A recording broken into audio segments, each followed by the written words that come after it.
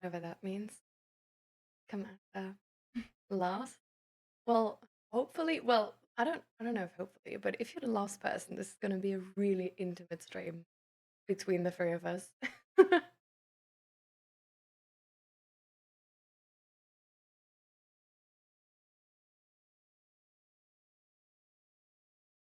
And where's this coming from, Master? I don't have friends, I have people I vaguely know because friends. Is this something you experienced recently? And you got that 50 stream streak, let's go. Grumpy. What are the chat rules? Well, essentially there's like not too many rules, but it is sort of required that we leave space for everybody here, right? And that we behave like in a really really safe way. So people can be vulnerable here. And so therefore like no judgment, just like asking questions in a way where there's like room to disagree and respect the feelings of other people.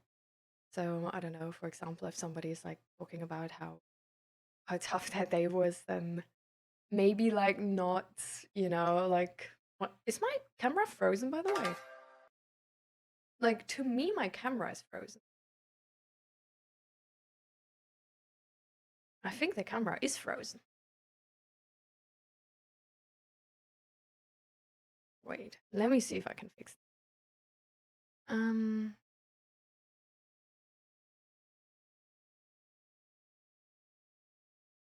Yeah. Okay, that was pretty easy. I don't know why that happened, but let's hope it was the last time it happened. Um, yeah. So I don't know if somebody explains something like really vulnerable and really sad, for example, like coming in with, um, the, I don't know, just something like really conflicting where you like don't match the vibe at all, like that can sort of like seem dismissive as well. So just being a bit sensitive to and aware of what the people are like going through, what the mood of the chat is right now.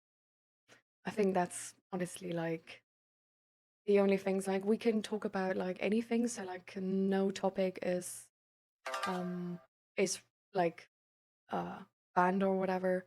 It just requires like for some topics it requires a certain sensitivity to talk about them, right? So for example, we had some people who didn't understand why people commit suicide, and I think this is actually like a question which makes a lot of sense, right? Like if you haven't been in that situation, you probably don't understand. So that question in itself is, for example, like it's entirely fine.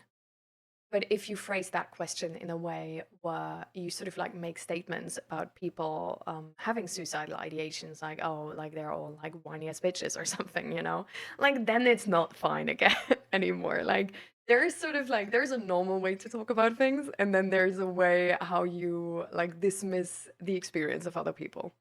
So, but I think like any person who's sort of like a bit like socially intelligent sort of knows that difference. But yeah, also like we talked about, what is my camera doing? I'm gonna check the cables. Right.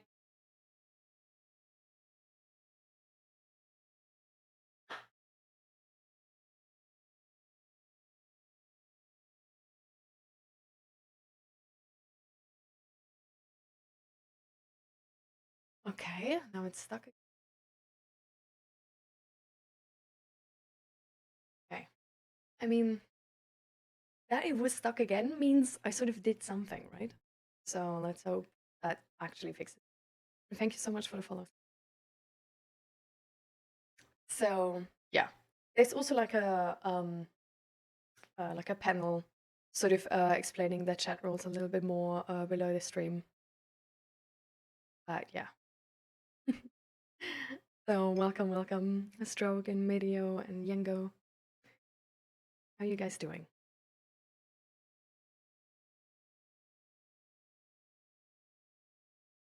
I had a talk with my friends and they say I don't want to be happy, so I told them they didn't want to support me. Told them to walk out the door. Come. They just want to shit on. It's a hard boundary. I will not let them shit about me. to listen. Yeah. So how is there like any sort of feedback already? Like, did anybody like come back saying sorry or something like this, or did anybody just leave and you don't know if there's gonna be any sort of way to fix things? And how did that start?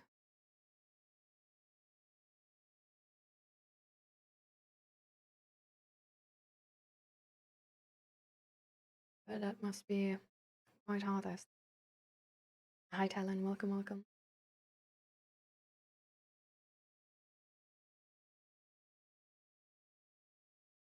Hi, Artang.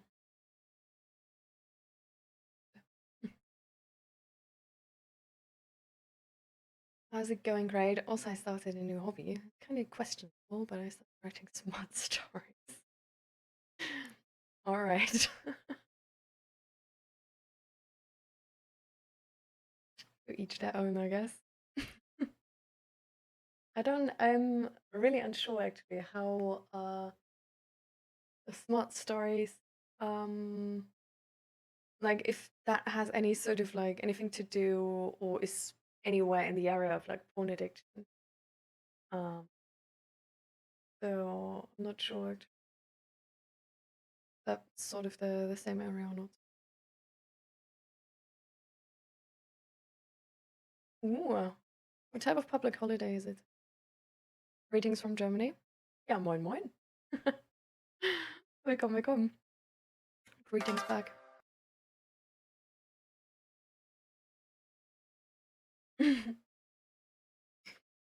Thank you for the follow.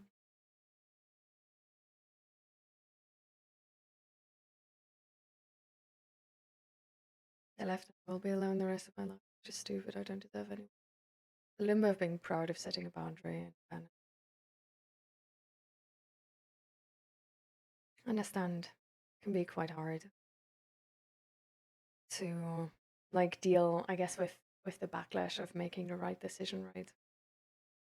I mean, especially if you're a person who doesn't have many friends.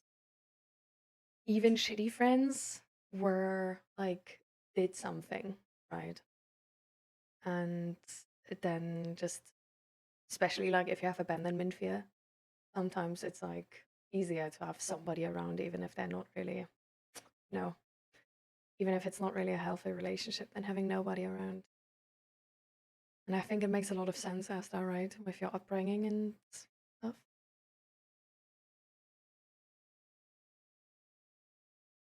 But in a way, I think,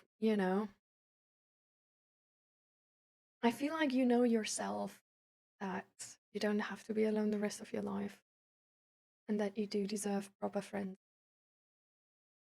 Even if they're like sort of, if your sort of negative intrusive thoughts are are telling you something else, and even if the auditory hallucinations are telling you something else.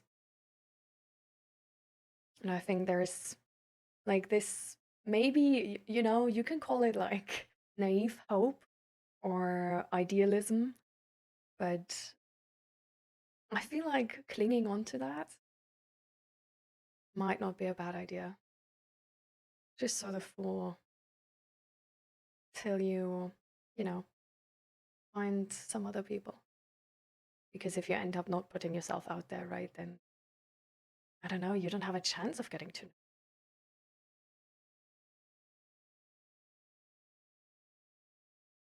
Amusing way I found you. I saw your Prominence 2 video on YouTube and I drew my attention to your immigrated video. Often thought about it. Damn! Let's go. That is actually quite funny. Yeah, the Minecraft videos are doing the best on my channel. Like, there's also like, I don't know if you've seen like all the VODs of the streams here. I put them on YouTube so like people can look like talks up they've been enjoying and sort of like want to come back to later on. Um, but yeah, they're not performing well considering they're just like unedited VODs. Thank you, Raka.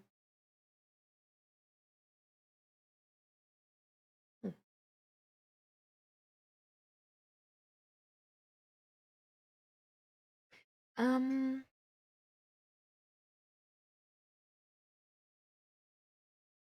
you had auditory hallucinations till Saturday and didn't sleep?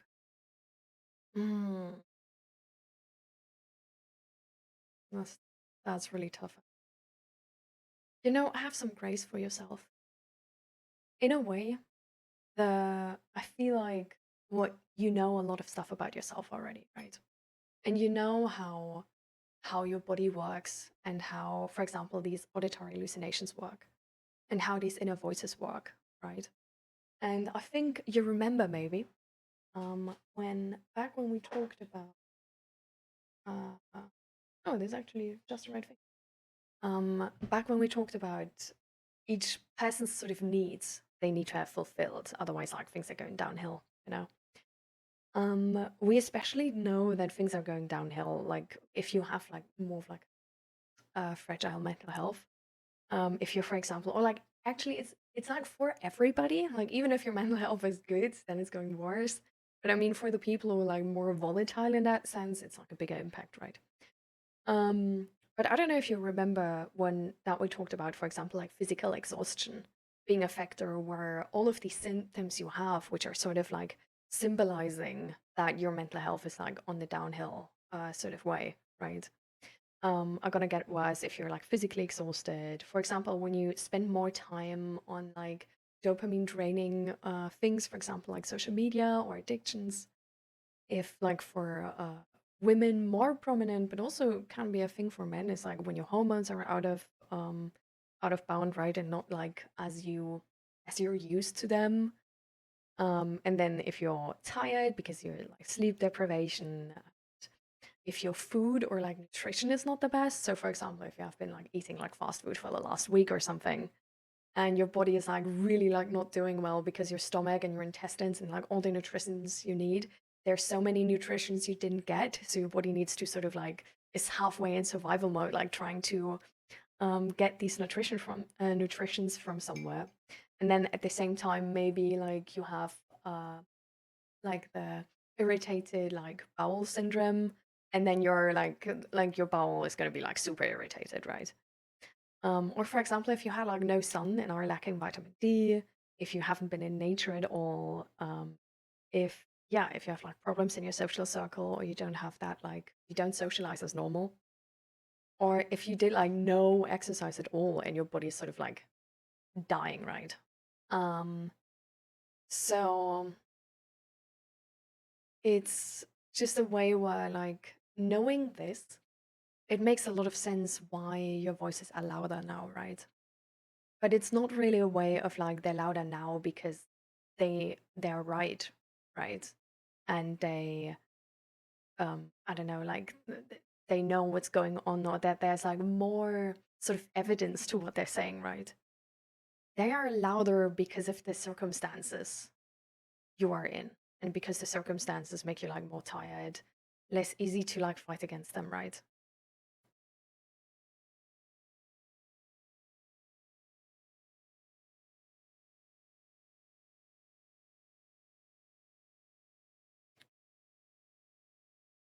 It can be in the sun, but my body doesn't store the vitamin D, and that's why I take. Oh, that's a lot of vitamin D. Yeah. No, that makes a lot of sense. But I think if you have these things in the back of your mind, maybe that's gonna help you deal with these voices, right? And deal with the negative self-talk you have. Because you know it's not the case that it's more true now, and that's why it's louder, right? But it's the case that you're more tired. Your body is in a less optimal state than before, and that's why they get louder. Like, it's not based on how much evidence they have or how valid they are.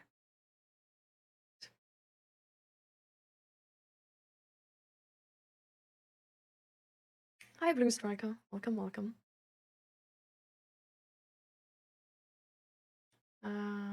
Depending on your auto mod held message, we're, by the way, like LGBTQ plus, like supportive, right? Just to make sure you know. Yes. It's like super connected. So, you know, don't don't take it too much to heart. Because yeah, it's not based on really like reality or more facts or more evidence. It's really honestly just based on your head is in a worse space, in a worse headspace, and that's why more of these thoughts and sort of your mind shifts in a more negative direction. But you don't need to believe it. It's not really warning you from anything. Like it's essentially it's based in fear, but the advice it gives is not really helpful.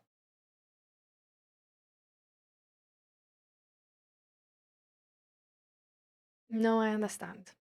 I think, in a way you need to take what's useful from these voices and leave what's not useful, right?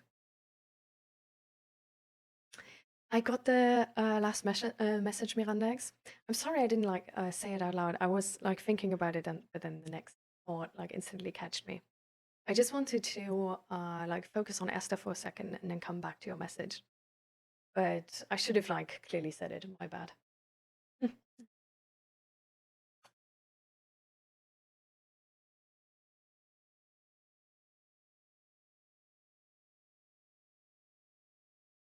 Exactly, Medio.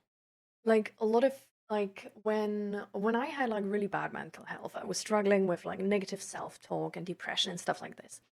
Um, I always thought that I can believe the reality I perceive.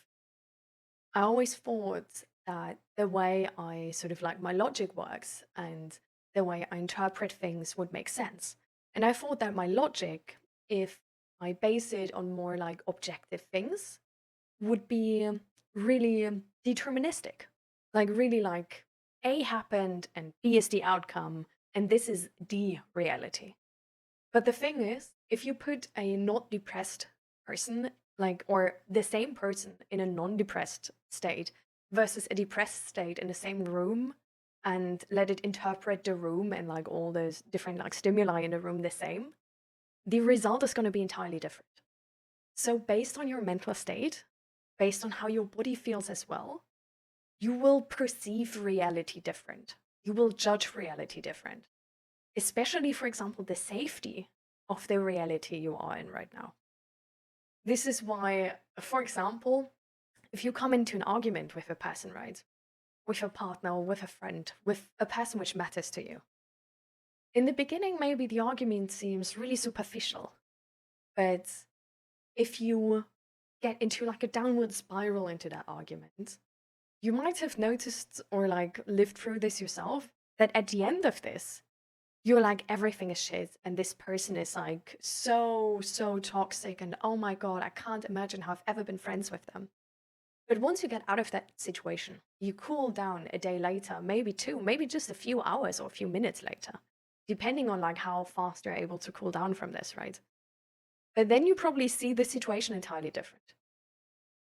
And this is really like we feel like we can always believe how we see reality, and we believe in sort of like an objective reality you can try to perceive in like if you have like good self-awareness and stuff like this. But you really can't. Like if your body feels really shit, you won't interpret things the same way. Like if you have stomach pain, if you have headache and you try to interpret something, the calculations going on in your mind are entirely different, right?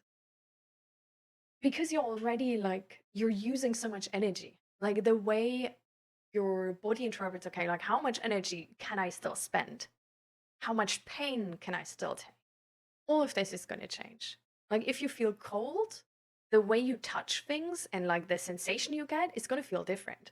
Like the heat of something is going to feel different, the cold of something is going to feel different. Sometimes you can't even properly like feel the texture of something if you're cold.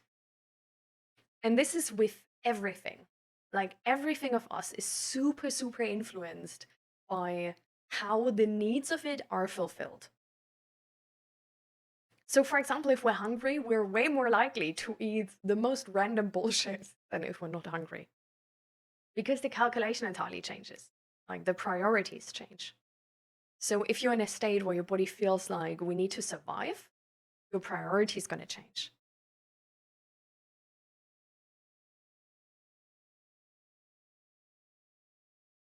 It's too cold to go for a long walk, and that makes me really sad because outside makes me really small. Maybe you can invest in one of these like really, really long jackets. You know which one I mean? That's like these like puffer jackets, which are really like nearly down to the floor. Like maybe that could be a thing because if like going outside and going for a walk is something which like really helps you and is one of their like best strategies to cool yourself down, invest in something which makes that possible. And for example, if you think that it's more about the exercise, you could invest in a gym membership and then like just walk on the like treadmill, right? If you already know, like, no, it's really like the nature stuff, then for example, like a thicker jacket or something, like something which lets you do this. You can also, of course, always try different types of emotional regulation exercises, right? Like going for a long walk in nature, I think like this is like a very universally known um, thing to calm down. But for some people, it's also like a thing of like just being in a quiet room, which is rather dark. I think that's probably not as useful for you with auditory hallucination. Mm. For some people, it can also just be like going into the city and walking through the city center, right?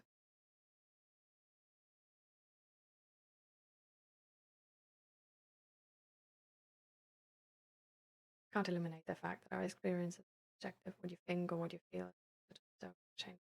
Exactly. And it's not even only subjective in the way that like my neighbor is going to see this different than me, but it's really like even within like the experience of ourselves, it can change day by day, hour per hour. It can change like this. If something happens which is triggering you, this is essentially like a change like this. And then it just, you know, takes off. Walking with my dog, I can dress for the cold, but my dog can't. I see. I don't know how. Hmm. I don't know how comfortable your dog is, but I've seen sort of people who, for example, have like a backpack pouch thing for their dog, where they can like put the dog in, like not able to like walk further anymore. Or there's like, yeah, or like dog jackets. But okay, well, if she tears that one up, then thanks. But yeah, I mean, maybe sort of like a smaller walk will do something at least for you, you know? Maybe you can start with that one and then see if that already took off the edge, you know? And then you can like stay home a bit, like let her like warm up again and then like go again for a small walk. And hi Ash, welcome, welcome.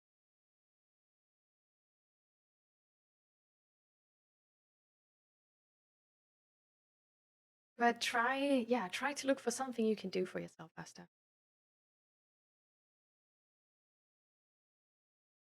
Oh, she's 25 kilo. Oh, well, okay. Hmm. Oh, wow. But it's crazy that she gets too cold. Like, I would think that like a Malinois would be like, because they're like so sporty, right?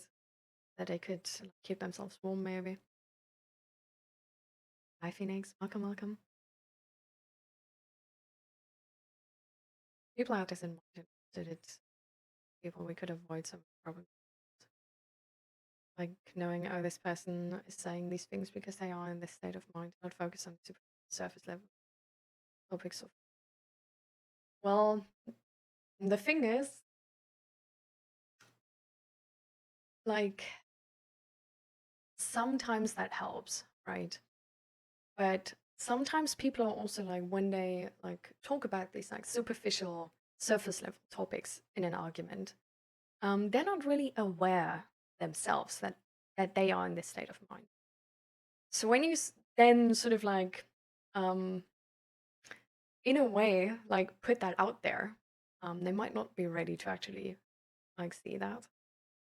At the same time, it's definitely a thing where like it's essentially like a little bit under the like have you ever heard of mentalizing? Because that's sort of like what you talk about, and it's a really great skill. And that one you actually like with that like the sort of I guess the recommendation how to try and get other people to mentalize is actually mentalize yourself.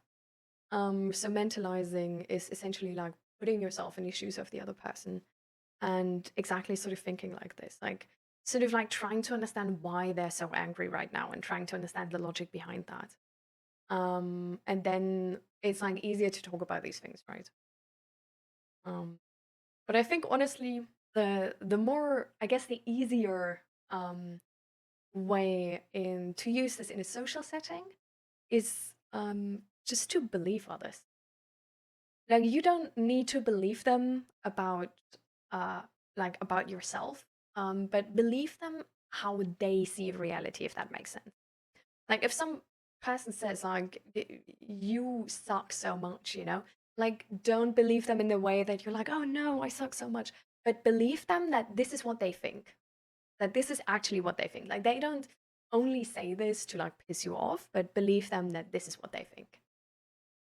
Because there's so many situations where we like argue about whether something is true or not, whether even though it's really just this is true for them and that won't really change if we just find like a counter argument. Because yeah, like usually like you say, it's more about the like sort of what is the like logic behind it and like the feelings behind it, which you can't like outsmart just in an argument like this. Like if you're in an argument where there's emotions involved, it's really about the emotion. It's not much about what is being said. So if you then can address the emotions, but not really in a way of like, oh, I see you're like doing this and whatever, like you in that like worse state of mind, but more like really in a way of like, oh, I see you're angry with me and you seem to feel like really unsafe. What can I do for you right now? Like how can we fix that? Yeah, there's a video on mentalizing.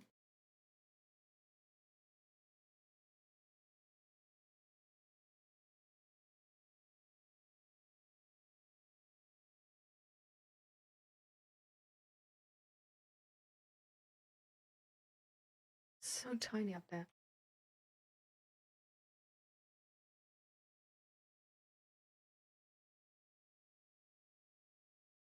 Ah, oh,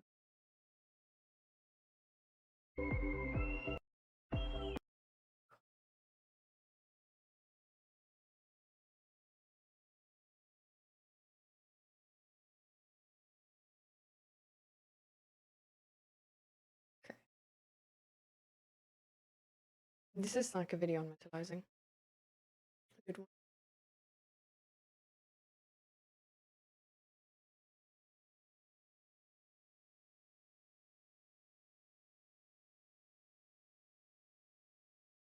Okay, let me.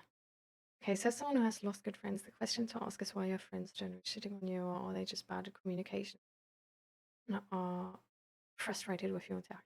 Because if it's the latter, then that can be changed. With level heads, you will get a lot. If they are hating on you for the sake of it, that's when you walk away. 'Cause telling someone they are being negative, we both, but it's important to know which one is it. Yeah, it's definitely a very, I don't know, like with all relationships, right? It can be very complicated really quick. Mm. Nice chronology. I'm glad for you. I hope it's gonna go well.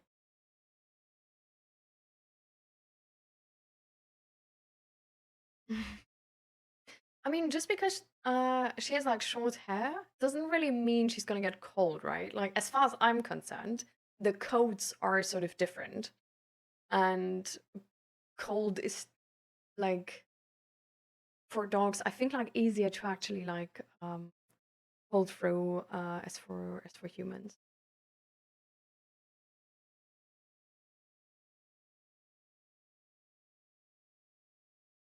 How are you able to ground yourself? Cosmology. Hmm. I see, yes, that. Okay, so okay, I get it. Like 4 hours is actually quite long.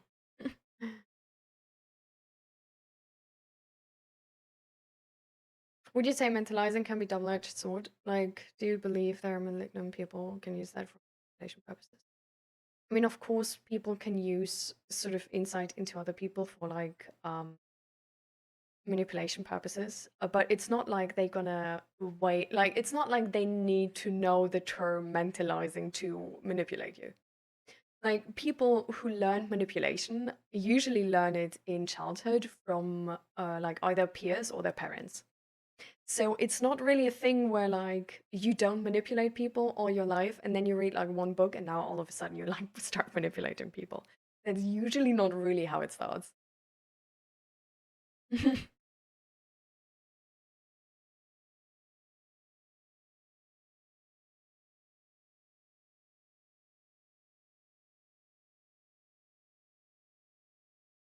Hi, Habib.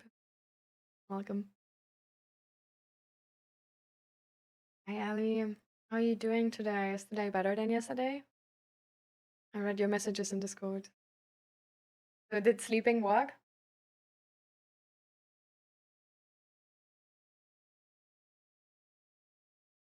Sometimes you have to choose whether you want to be the friend or the figure. And always have both. You can get the respect from consistency, be there for someone. Hmm. I honestly think being the parental figure is a really double-edged sword. Because at the same time, like some people need that. Yeah, I understand. But they need it because they lack the skills of being a healthy adult themselves. And that's something they should really learn because otherwise they're going to be dependent on you. Like the sort of the relationship of parent-child, right, is essentially um it's a dependent relationship. Like the child is dependent on the parent. And at some point, your parent should like let you go, and then there's like less dependency, hopefully, and it turns more into like a friend type relationship. Um, but I think you can be a friend and also help your friend and guide your friend and give your friend like really sound advice. Like it doesn't you don't need to like friends don't need to be like useless if that makes sense. Um It's just with like the parent-child dynamic technically means that your parent is like sort of like needs to give you like all of your needs and like meet your needs because they decided to get that kid, right? Like it was sort of like they signed up for that uh yeah, for this whole ordeal. And you as a kid, you can't do stuff alone. So there's just things where like they need to do them for you. Like there's no other option really. But like as an adult,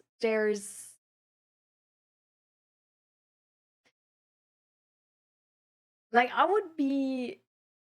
I'm sort of worried about the term of like, oh, like yeah, you can be the parent for some of your friends. Like I don't think that's I feel like we're like like depending on like how you really like mean that, right?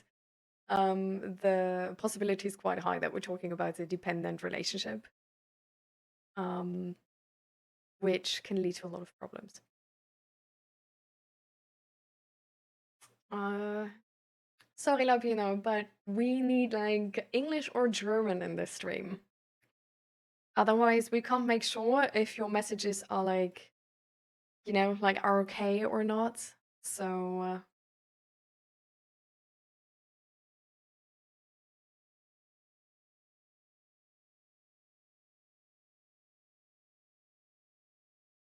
oh, that's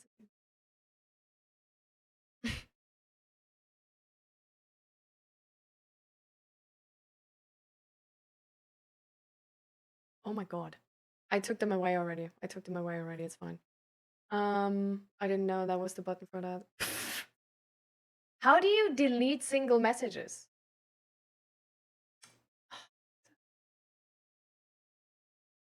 Drag to. Can you not delete single messages anymore? Anyways. Mostly been sleeping all Saturday and Sunday. Stable. I'm glad, Ellie. Click on the message and delete message. I don't have that button. Like I tried it, but I don't have it. I just have the like ban and timeout and stuff. So no, I don't have that button. Maybe I need to go to more. I can't be bothered. I don't know. It's gonna be fine, probably.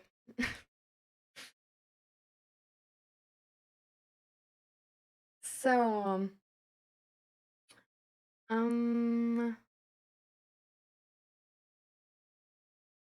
Mirandex, are you still here? Because then I would like read your message now.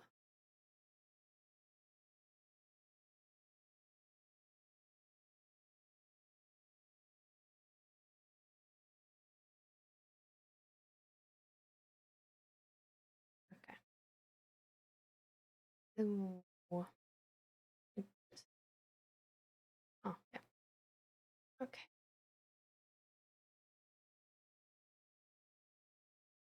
Hey, great. I have some news about my situation. I had an incredible week, and on Friday, my ex sent me a message.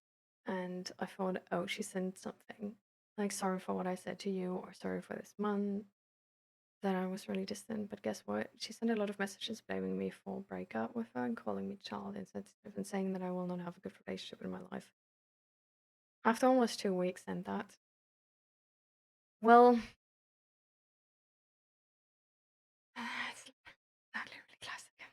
What do you think about my last message? Is a way to blame me and trying to put me down, or is she just mad for the breakup? I feel like I'm not really like, usually even when other people want to put you down, it's really about their own bad emotions, right? And they can't have you feeling better than them. And they think it's like unfair that you feel better, and that's why they like then put you down. So I feel like since you didn't have any contact, it's probably more of a situation of like, they feel shitty right now and they need to let it out on somebody. And or like they want to let it out on somebody. It's not like they would need to, but apparently they can't really handle those emotions, and that's why they let it out on somebody. And you were the number one nominated person for that. So I don't know, unless there's like really like specific things in there, like specific actual sort of like critique which makes sense and comes from a point of not sort of like just hating on you, but also just like, hey, like that would be good if you would fix that sort of. Um, I don't know, like you can always think about that yourself, right? Like what she said, and sort of think about if that's like true or not, and if you think that can lead to problems or not. But if you like read through these messages and you're like, I thought about this, like that was not entirely like that was really not the case, you know? And this is not how I really understand that. And it's also nothing which like other people say about you as well, you know, where it's like you notice like, oh, like I really thought like this is not me, but now it turns into a pattern. So if there's no pattern and you don't think this about you, then yeah, she's probably just feels shit and doesn't know how else to deal with her emotions. Um,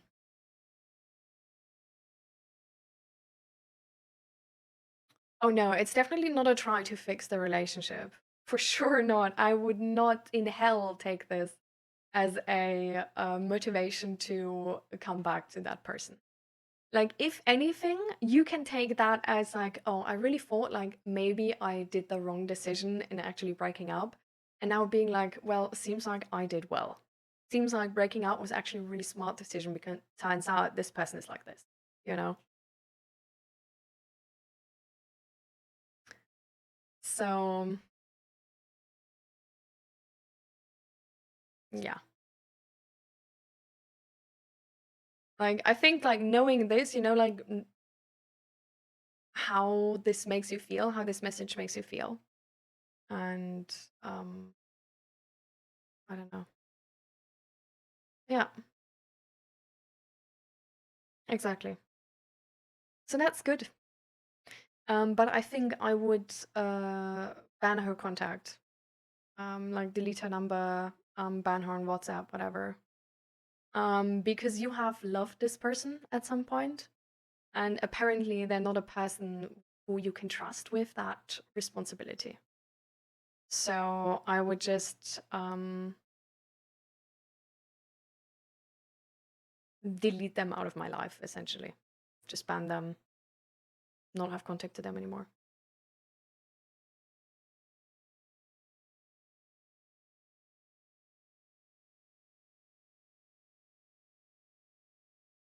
Nine cooking pans. I have three. Works fine.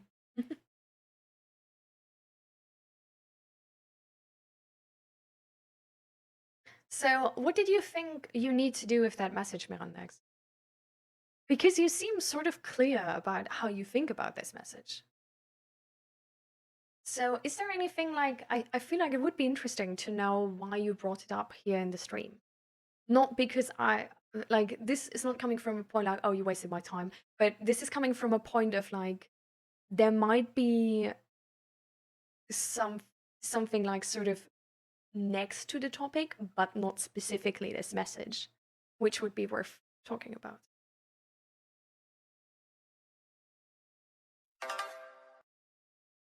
Thank you for the follow and welcome.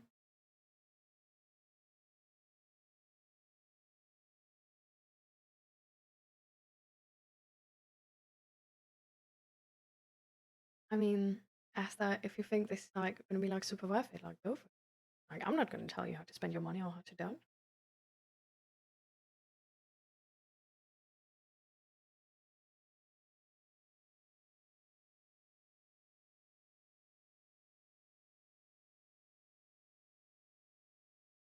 So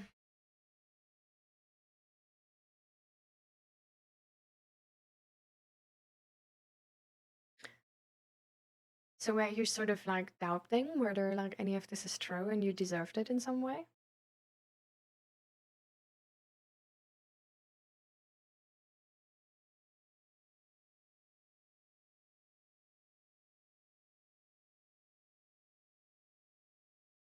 Grumpy always with the most messages. Hi Joro, welcome, welcome.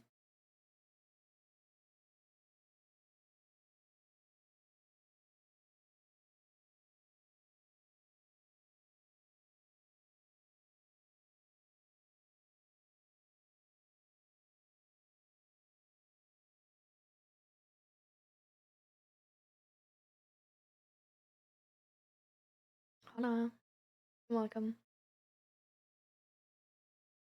How are you doing, Daniel?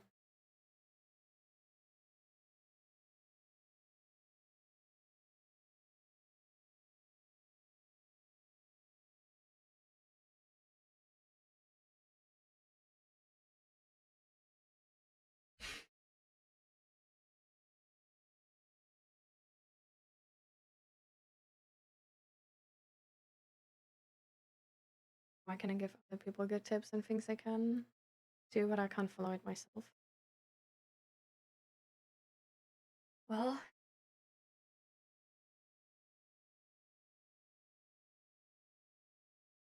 the thing is,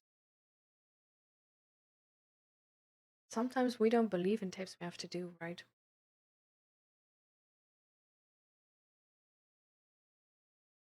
So it's more like, why don't you do it? Like, do you not believe in the tips? Do you maybe not believe that you're worth this effort and that you're worth getting better? Do you maybe not want to change your situation because this situation you know, and the next one you might not? Maybe you don't follow it because you don't have the energy. there's a lot of worthwhile explanations and circumstances.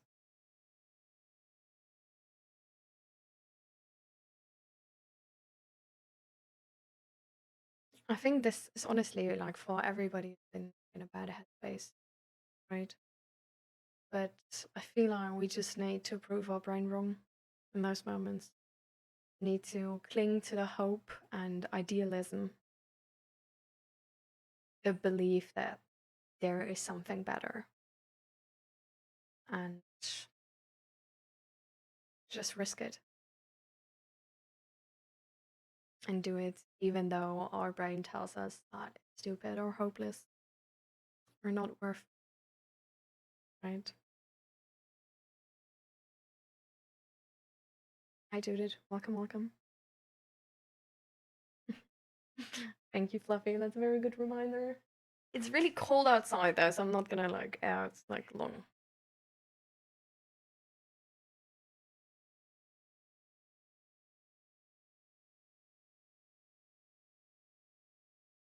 Hmm.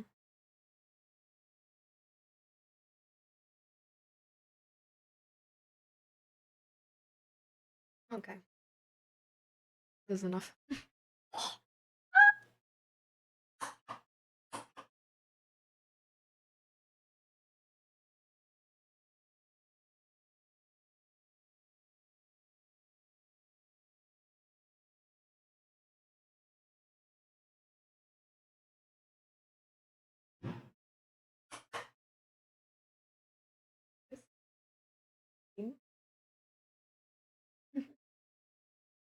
This is what I need.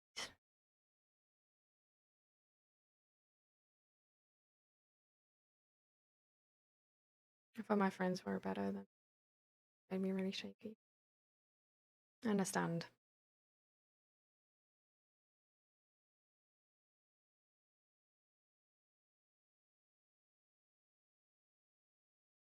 I mean, maybe you can learn something from it.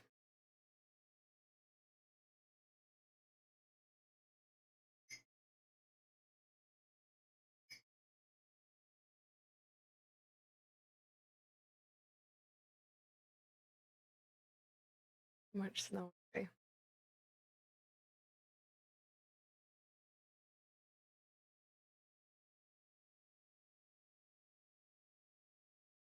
Mirandex, do you still have an answer to that sort of question?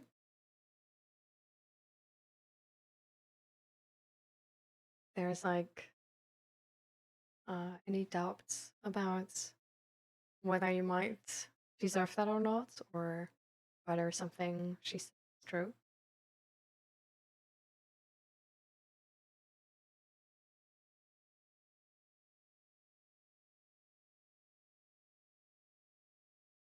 I really struggle to let people in and to trust them. So I don't want to learn that people are reliable. I mean, I don't think that's true, right? Like, even if you had a bad experience with those friends now, I don't think this applies to all people, right? Because otherwise, I would be horrible, and everybody in chat would be horrible as well. Because we're also people, right? So I don't know. I don't think it's. I don't know. Like, there's a lot of people which we don't really click with, and which don't really understand what we're going through, right?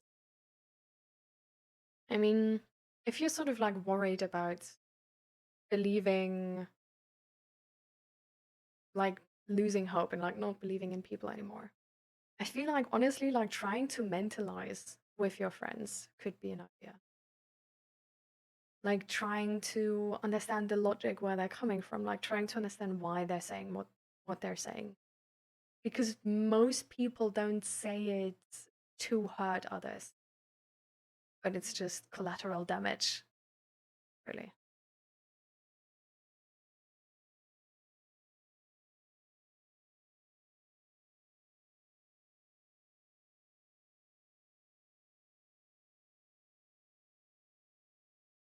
Dealing with some physical health problems for 3 months now, and I was feeling helpless. Hmm. What type of physical health problems do you have, Jara? you want to share, you don't need to. Welcome back, Ali. Welcome, Corrupted. I don't really know. When I think about it all, I have some doubts because everyone's saying you love someone, you need to try and be there for her. But I think in this 4 months, I lost myself.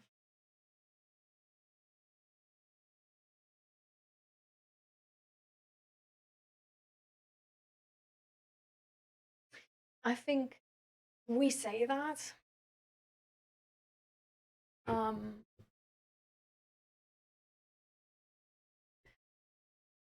we say that because this is like a really simplified version, right?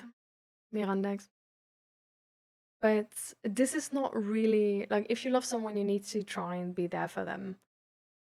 It's not really meant for the case of a person where like this is meant for like a normal relationship, like the couple like loves each other, you know, and like I don't know, like she got like sick, and then you should be there for her. Like it's meant in like a normal, like a really really normal circumstance.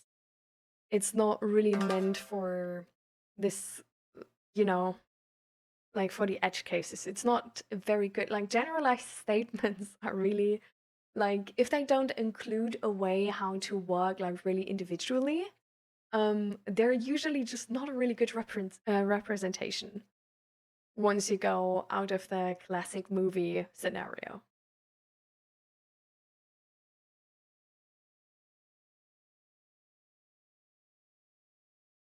All right, Fluffy. See you next time, and wish you a beautiful day as well. By the way, you have like an exam today, right? Like something I thought you had today where you thought you couldn't join the stream actually. Or is that only next week on Monday? Oh no, that was next week.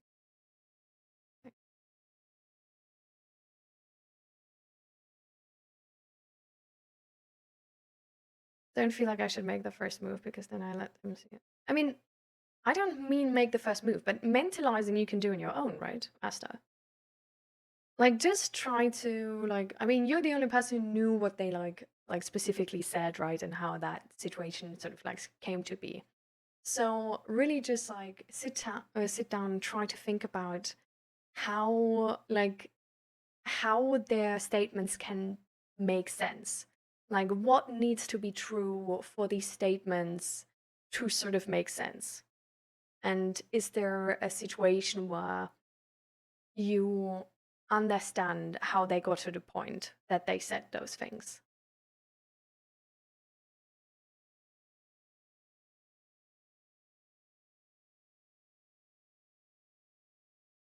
I think following one's own toes is difficult because you're stuck inside your own skin and some distance. It's easier to see and give advice. It's more difficult if you're too close. I mean, definitely you did. Like, that's a big thing. The other big thing is if you give advice, you don't have to do it, right? Like you're not the person who like it's always easy to be like, yeah, just go out there, you know, like meet some new people, find some new friends. And I can easily say this because if I say this to you, right, like I'm not the person who needs to be vulnerable and brave and like combat their like social anxiety maybe to like start a conversation, then be in this awkward space where you think like, oh, I should, but what do I say? And you know, like it's just sort of it's the same like, oh, you should run a marathon. You know, that's really easy to say because you're not the person who needs to run the marathon. So I think that's also like the big second part of this. Like we can give advice easily because there is no work attached to it. There's no effort attached to it. And so like the sort of energy it takes to give advice is like minimal, right? The energy it takes to actually do something is really, really big. So while the solution might be, yeah, just go out there, find some new friends, you know, like saying it is like always within our energy sort of expenditure for the day. Doing it might not be within the energy we have for a day.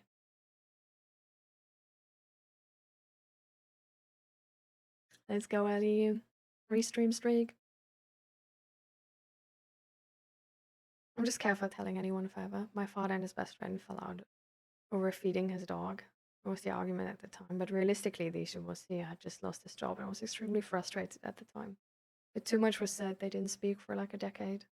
As a kid, I didn't understand the nuance of relationships. I saw Dad's friend on the train one time and I hid from him because I thought all relationships were black and white. When I told my dad about this, he asked about him and doing.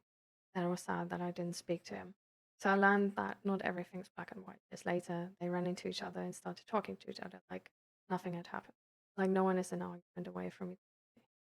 One day, we will never know when, but one day we would have forgiven each other. This requires the universe to spontaneously have us in the same place at the same time. I mean, if we want to leave it up to the universe, then for sure. Unfortunately, he only got another year with each other's company before Dad's friend found out he had terminal cancer. And at the end, the friend couldn't find the words to tell Dad that he was dying. Just asked Dad to visit him in hospital and died the next day. Was Dad's best friend for life, someone that will never be replaceable. So the point I'm making is forever isn't forever. You need to value the right people and try not to bail for trivial things. Yeah.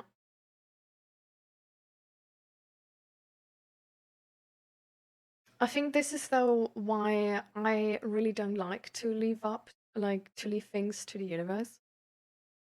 Like they might have like never met again, right? Like if one of them would have been brave enough to start talking to the other person again, they could have fixed the whole thing before. And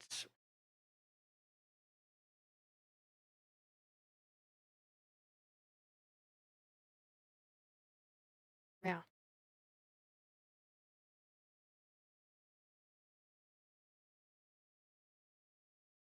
So this is really, yeah, it can cost you a lot to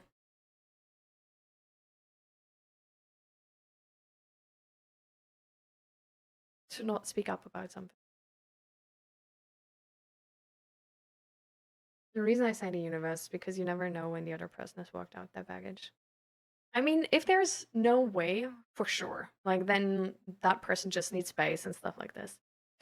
But if it would just require like a vulnerable, open communication, just like one cup of tea.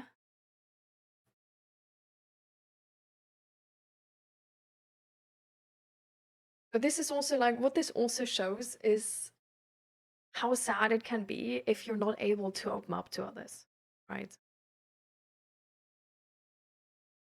Like was no possibility to talk about the lost job or even being like having like terminal cancer and dying. And I honestly think that's really sad because otherwise they could have gotten their goodbye they actually sort of wanted.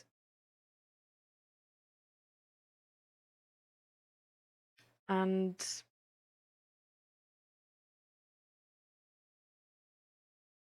I don't know, you can have way like deeper connections if you open up to each other. And then you also like sometimes don't even need to wait until the other person like worked out their baggage, right? Because you can help them. Because you know of that baggage. And you can like agree to find a way how to work with it.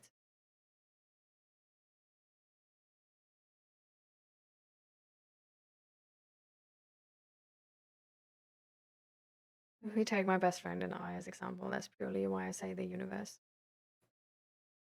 I mean, I feel like with your best friend and you, it's not really the universe, right? Because you still want to have stuff to do with your friend, but your friend doesn't want to have stuff to do with you. So it's not the universe, it's your friend, right? Like you're essentially waiting for that person who put the boundary down in terms of like, no, I don't want anything to do with you anymore, to either like change their mind or be open to a conversation again. Right.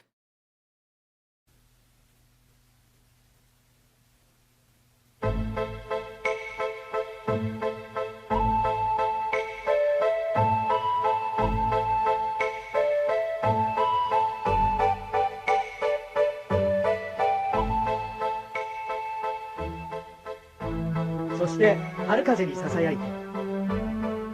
原作後藤忍、脚色花枕百字。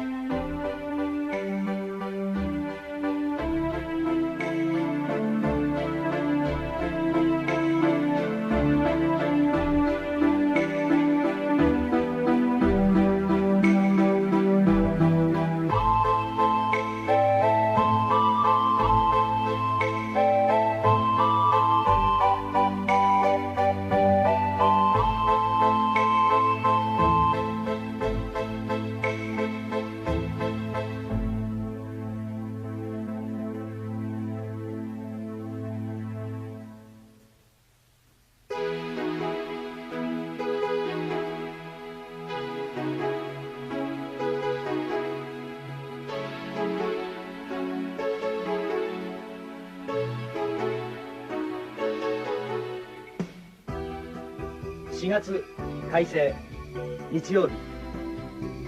僕は半分気分が良かった。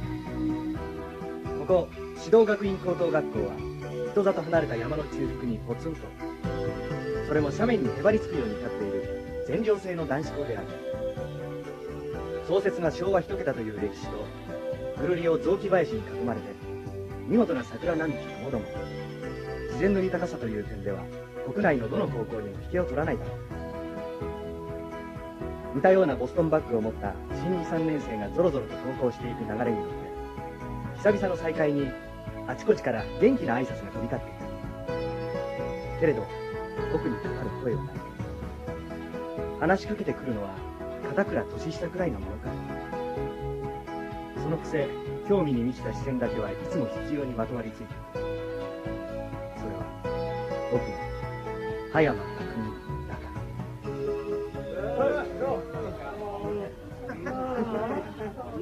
日曜に入寮なんて詐欺だよな。なあ、そう思うだろ、匠。大したことないじゃないか。春休みは例年分きちんとあったんだから。それともいっそ一日繰り上げて土曜日に入寮なんて方が良かったかい？その大義だな、匠は。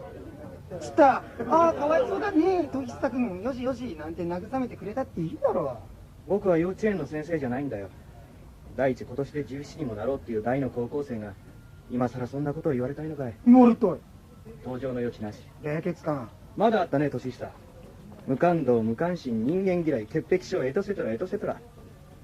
よくまあたった1年の間にこんなにもたくさんのあだ名をつけてもらったものだと我ながら感心しちゃうよ。やめろよ、やめろよ。自分で言うなよ、そんなことを。ごめん、冷血感だなんて冗談でも言っちまって。気にしてないよ。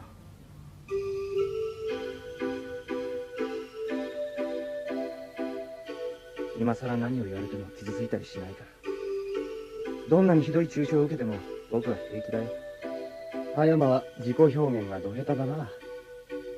去年入学してすぐの昼休み、不意にギーが言った。僕の異質さを変人でなくて自己表現が下手と評したのは後にも先にもギー一人だけだった。本名は崎義一。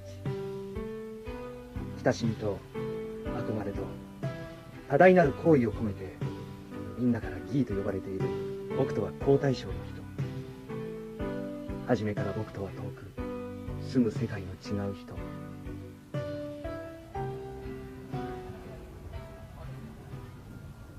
ごめんな、匠。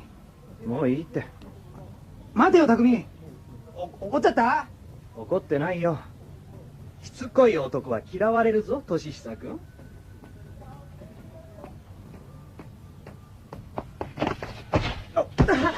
何するんだよ。大丈夫か、高林。どうしたんだ？そいつわざと僕にぶつかってきて謝りもしないんだ。なんだって？てめえずうずうしい野郎だな。ちゃんと高林に謝れよ。ああ、クリーニングしたての制服が汚れちまったじゃねえか。弁償すんだろうな。匠、どうなってんだ？謝れってのは聞こえねえのか、この野郎。朝っぱらから元気だな、山下。赤い化粧そうだ。僕の見ていた限りでは葉山君が高林君にぶつかったとは到底見えなかったんだがね。前を歩いてたのは葉山君の方だ。なんだい、赤池君はあんな奴の肩を持つのかい？僕は誰の肩も持たない。見てたままを言っただけだ。僕を誰だと思ってるのさ。学年一綺麗な高林泉君だろ。どいてよ。覚えてろよ。高林、待ってくれよ。おい、身に覚えのないことは断固として認めるものじゃないんだぜ。ああ、我関せず死にも結構だが、自分に降りかかる火の粉くらいたまには払ってみたらどうだ。相変わらずきついやつだな。でも後で礼を言っといた方がいいぜ。そうだね。なあ匠、なんだい？今度の同室のやつ、寮の部屋のさ、そいつ匠のことは分かってくれるやつだといいな。え？だってさ、俺と今年も同室だなんて絶対ありえないもんな。二度目はないなんてうちの予測せこいぜ。匠、人に触られるの今でも嫌なんだろ？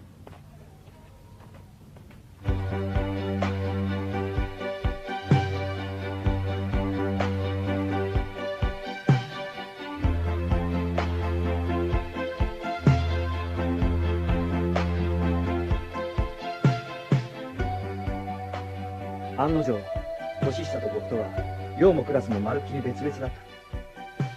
僕の新しいクラスは 2D、 寮のルームナンバーは305。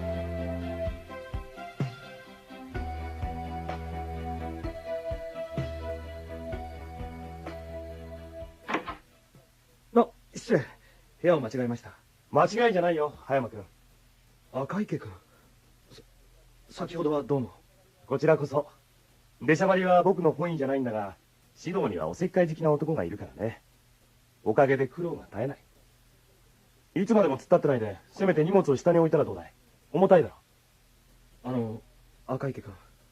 葉山君、独断で悪いけれど、左側の机とタンスとベッドを使ってくれないか。それは構わないけど、了解が取れればそれで OK。それだけ前もって断っといてくれって頼まれたんだ。それから、髪の毛ぐらい触らせてくれてもいいだろう。よせ。この反応も依然変わらずだ。どういうつもりだよ。君の人間接触嫌悪症が健在かどうか確かめてくれと頼まれたんだ。誰に頼まれたって言うんだ。そもそも人間なんとかってなんだよ。2D の級長、そいつが葉山君のことを人間接触嫌悪症だと言ってた。僕がどうだってクラスには関係ないだろ。それが大ありなんだな。そいつが君のルームメイト、崎リーチ。ルームメイトって赤池君じゃなくて。君の嫌がることをしたのは悪かったけど、思いっきり引っ叩くってのはちょっと過剰防衛じゃないのかな。まったく、僕にそんな役ばっかりさせるんだ、あいつは。そいつはすまなかったな、正蔵。おかえりき。担任の要件は済んだのかい。そっちこそ用が済んだらさっさと引き上げろ。はいはい。春休みどうだった？別に長かったけど。別に何もなかった。何も。本当に？うん。へえ。さき君はアメリカの実家に帰ってたんだって。いいでいい。去年も同じクラスだったのに、やけに他人行儀なんだな。そりゃそうと、今朝は大変だったそうだね、匠。高林は人形みたいな顔してて、結構悪なんだ。気をつけた方がいいぞ。おい、匠、顔色悪い。そんなに触れて寒いのか？違います。医務室で風邪薬をもらってくるよ。しばらく横になってた方がいい。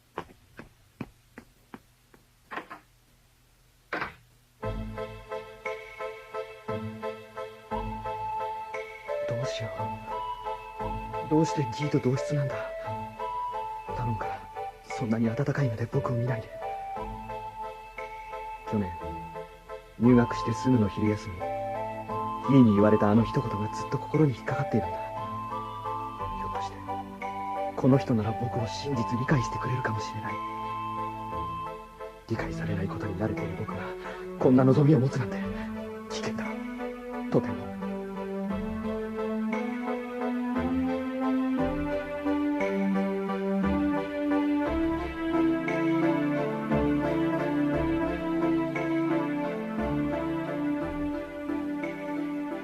医務室から戻ってくるギーに会いたくなって、逃げるように僕は年下の部屋に来た。夕食を迎えるまで僕は気心の知れた年下と春休みの出来事を語り合っていた。どうぞ。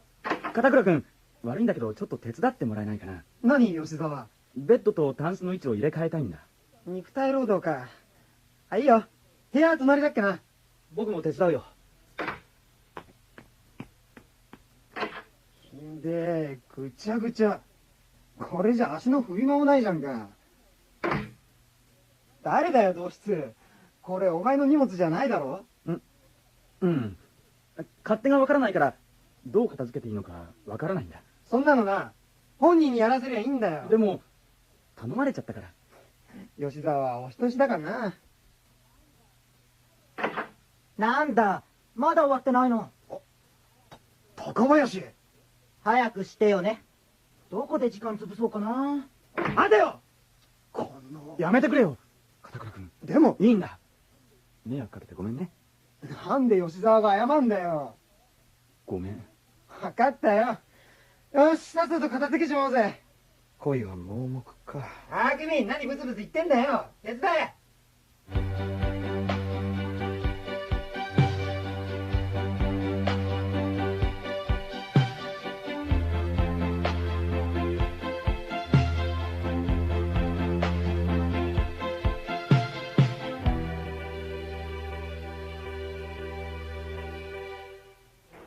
腹減った。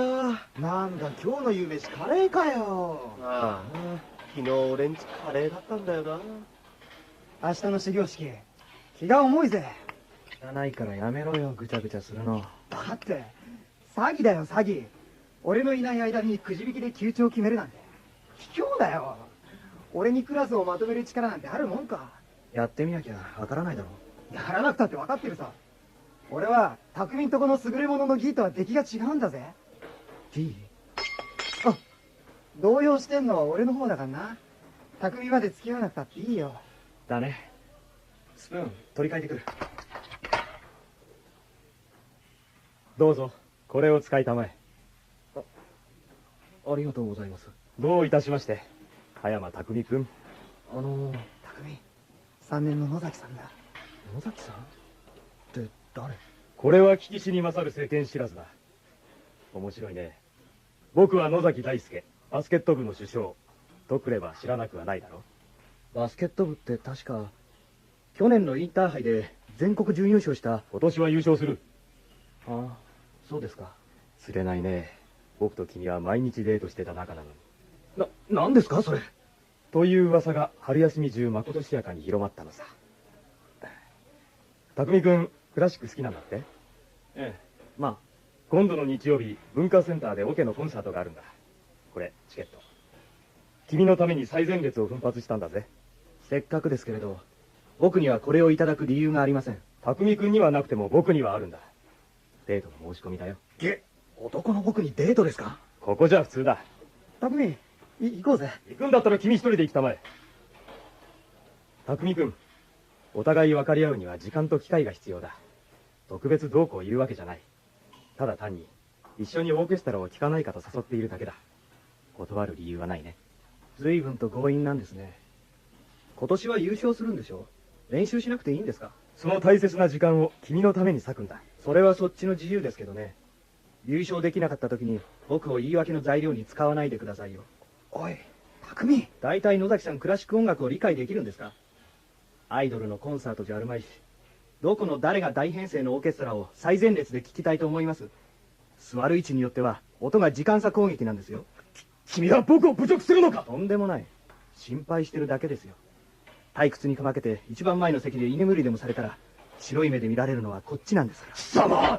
貴様！バスケの主将のくせに随分とコントロールがいいんだな。こんなはずじゃ。こんなはずもあんなはずもねえだろう。あんた俺の制服どうしてくれるんだ？クリーニング代は支払う。当たり前だ。よく考えてから行動しろ。制服の上だったからまだしも直接頭からかぶってたら間違いなくやけどしてたぞ。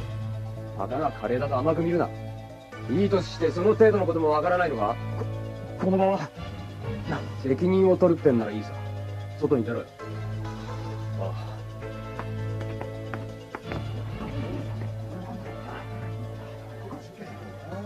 どうしたんだよ、どうしたんだよ。すげえ。3年生2件したぜ。いやー、ますます箔がついたって感じだな。しかし、これの後始末は誰がするんだろ指導にはおせっかい好きな男がいるからねって。う。おい、匠、聞いてんのか？年下、それ片付けといて。え？俺が？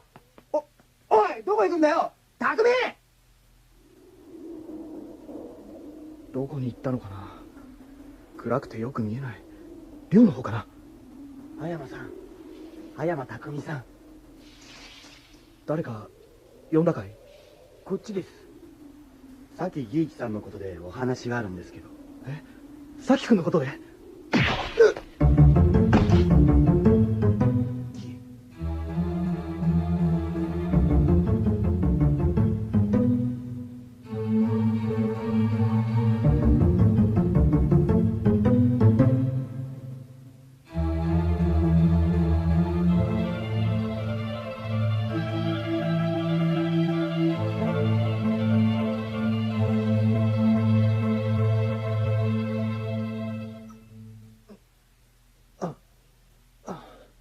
いたんか？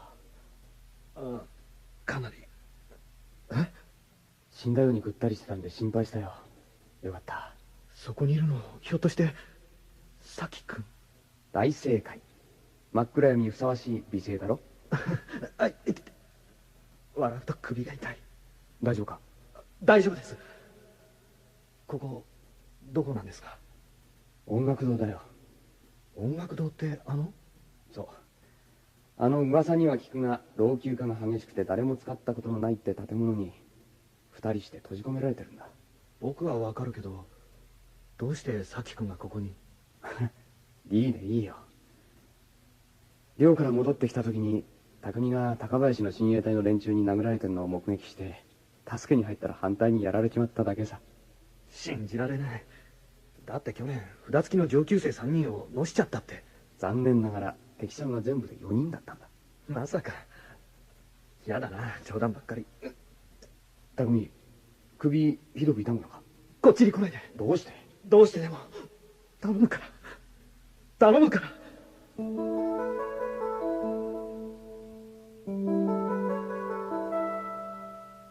さきくん、腕をどけて。匠が今朝高林や山下に嫌がらせをされたのは俺のせいだ。え？俺が匠を好きだと高林が知ったからなんだ。高林が俺と付き合いたいと言ってきたのはかなり前だった。でも俺は何とも思っていない奴とは付き合えない。それが男でも女でも。高林は俺と匠を遠ざけたくて、この春休みに匠と野崎のくだらない噂を流し、野崎のバカを焚きつけ、おまけに今朝の茶番だ。何かちょっかいを出すだろうと警戒してたら、野城ってとこだ。それで赤池くんが。本当は俺が守りたかった。僕、逃げるな。でもさきくん、僕なんかより高林くんの方が顔も綺麗だし、人気もあるし。言え。好きだ。俺を嫌いじゃないだろう。嫌いじゃないよな。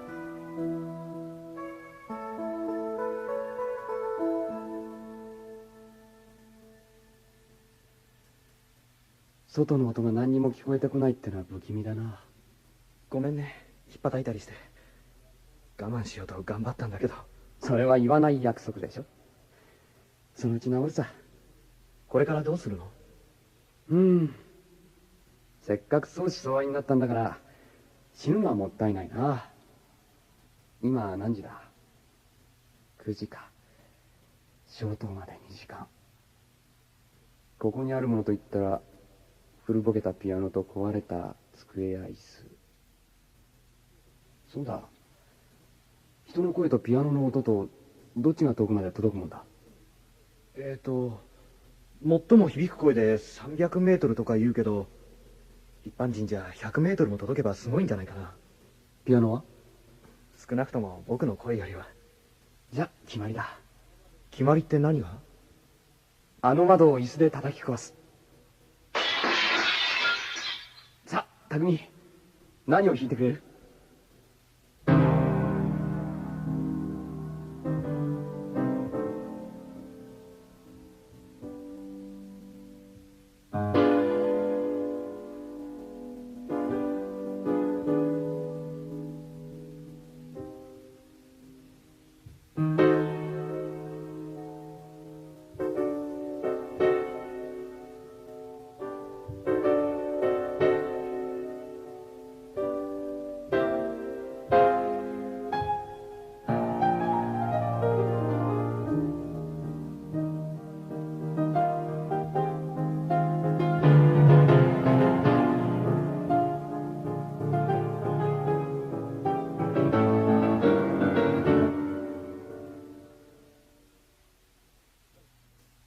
どうした？疲れたのかい？そうじゃない。こんなことして本当に効果があるのかなと思って。多分ね。ゆとりだね、さき君。もしこの音を聞きつけたのが親衛隊の方だとしたら、まずいことになるんじゃないの？奴らが動けば正蔵も気がつく。あいつが動けば楽勝だ。じゃあ誰も気がつかなかったとしたら、赤池君だって八方塞がりだ。どの道連中は動くよ。誰かが動けば俺たちは助かる。楽天家だね。付き合いきれない。だからもうピアノは弾きたくないって？うんざりしてる。さっきから何でも分かったような言い方して、僕にピアノまで弾かせて。君の優秀な情報網ならば、僕のこともあれこれ知ってるんだろう。ああ、どうせ僕は世間に疎いさ。君のことも同級生のことも何も知っちゃいない。でも君だって何も知っちゃいないんだよ。何もかも分かったふうに言うのはやめてくれ。イライラするんだ。僕に干渉するな。匠、疲れてるなら休んでいい。違う。寒いなら上着を貸すよ。肩を冷やすといけないからな。ほら、寒くなんかない。そうじゃない。ごめん。ごめん、八つ当たりして。いいさ。普通の状態じゃないんだから。匠には迷惑かもしれないが、お前のことを誰よりも知っていたいと思ってる。さき君。諦めればそれは楽だろう。だがそれをやったら全てがおしまいだ。後がない。そうだろ？でも、そうするより他にないことだってある。うん。そうだね。そうだね、匠。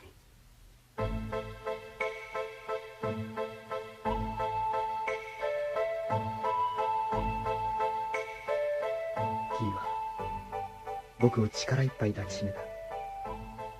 子供をあやす母親のようにギーは僕の髪を撫でる。何度も何度も撫でてくれる。ギーの手の温かさが魔法を解く呪文のように僕の堅くなな心を甘く溶かしていく。ここはなんて居心地がいいんだろう。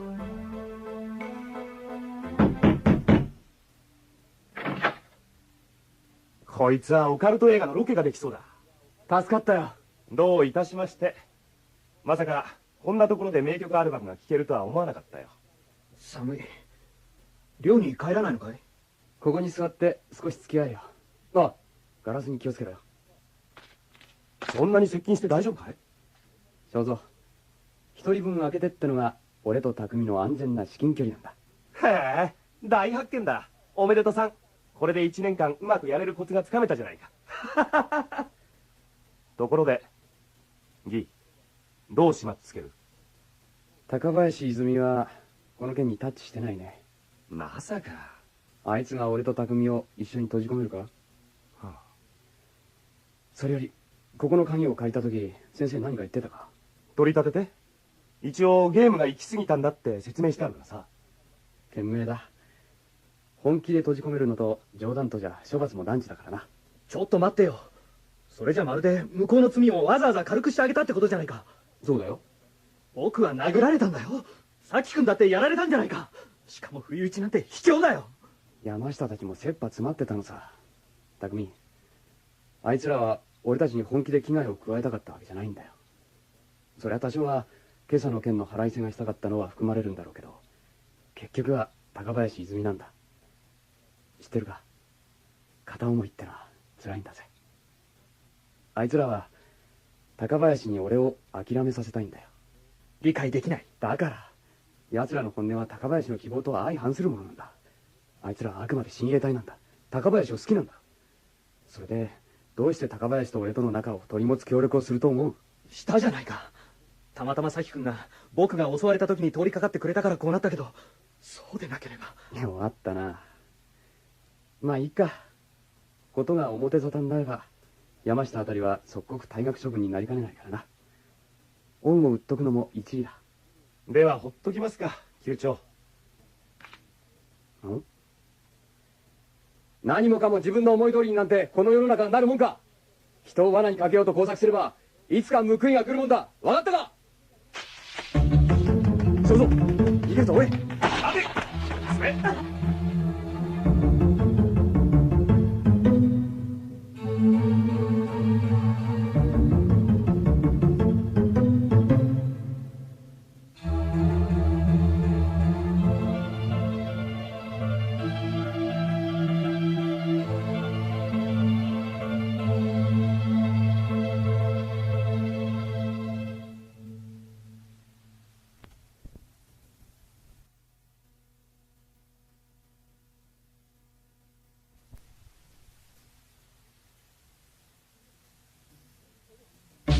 そうぞ、逃げるぞ、おい。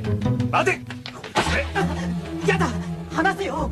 高林、あそこで何してた？どけよ赤池、いつまで乗っかってる気さ。それとも僕の上は居心地がいいのか？男じゃねえ。ギーこそあいつと二人っきりで何してたのさ。何もなかったわけじゃなさそうだね。関係ないだろ。冷たいやつだよギー。いつもそうだ。人の心を傷つけてまるっきり平気でいる。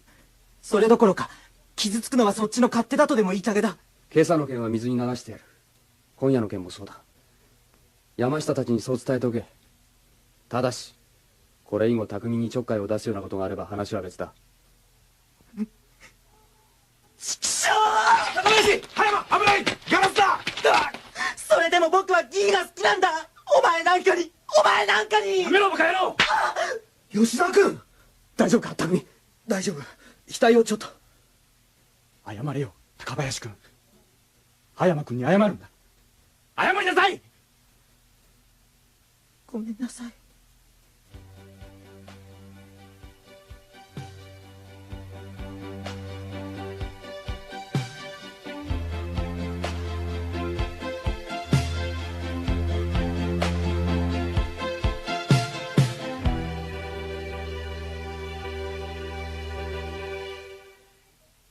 お風呂空いたよ。ああ、山下たち解散かもな。解散？どうして？吉沢に引っ張られて寮に帰る高林の顔を見てたらそんな気がした。高林君、どんな顔してた？幸せそうな顔してた。今の俺みたいに。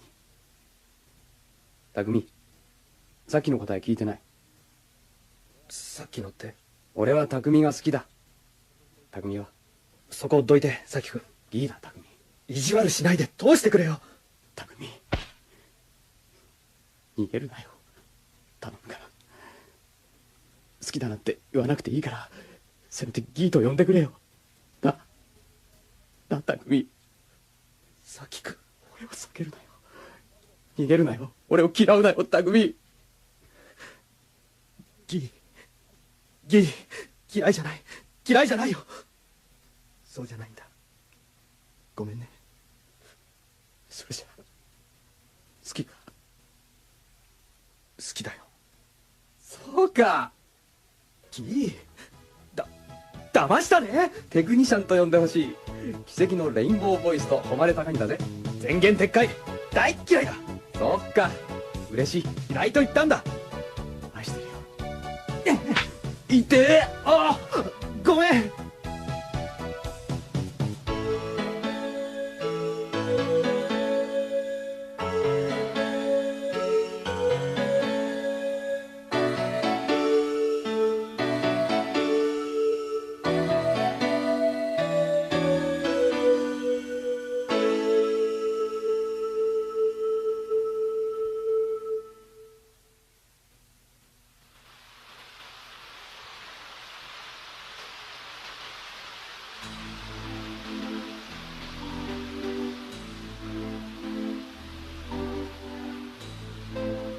今日は6月8日。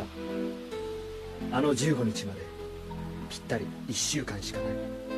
おい、たまの日曜日ぐらい街に出ようぜ。毎日毎日じとじとじめじめ、今にカビが生えちまう。いくら梅雨ったって今年はちょっと降りすぎだよな。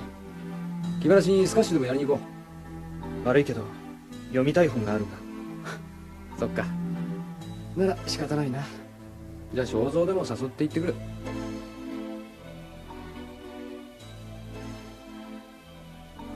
昨日の真夜中、僕が何度目かの寝返りを打った時だった。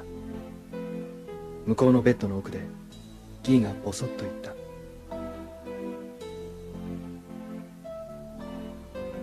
た。愛してるんだぜ。おい、分かってるのか？何が？愛してるってどういう意味か分かってるのか？わかるよ。やっぱり分かってない。そんなことないよ。分かってるのに何にも変わらないのか？匠は何も変わっちゃいないじゃないか。一体何がどう分かってるって言うんだ？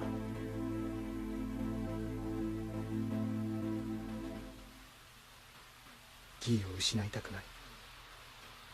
ギーに優しくされればされるほど失うことの怖さに拍車がかかる。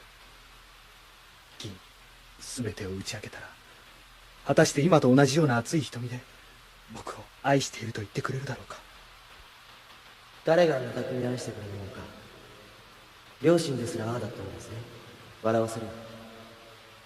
お前は卑しい人間なんだ。ただいま。どうしたんだそんな驚いて。あ、おかえり。本読み終わったのか？うん、まあ。速達が来てたぜ。あらよ、匠宛て。僕？ありがとう。匠のおふくろさん字うまいんだな。読まないのか？おい、匠、どこ行くんだ？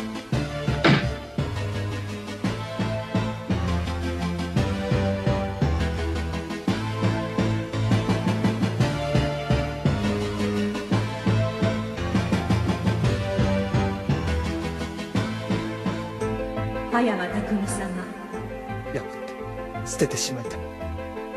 お元気ですか？大声で泣き出してしまいそうだ。6月15日、誰を許せって？兄さんの命日です。去年も来てくれませんでしたね。おかしいよ母さん。こんなの手のいい茶番だよ。お前のことが心配で心配で。僕が嫌いだよ。それと同じくらい父さんも母さんも兄さんも嫌いなだけだ。ぜひ帰ってくるように父さんも。僕は憎しみも恨みも絶望です。諦めてしまったんだ。あんたなんか私の子じゃない。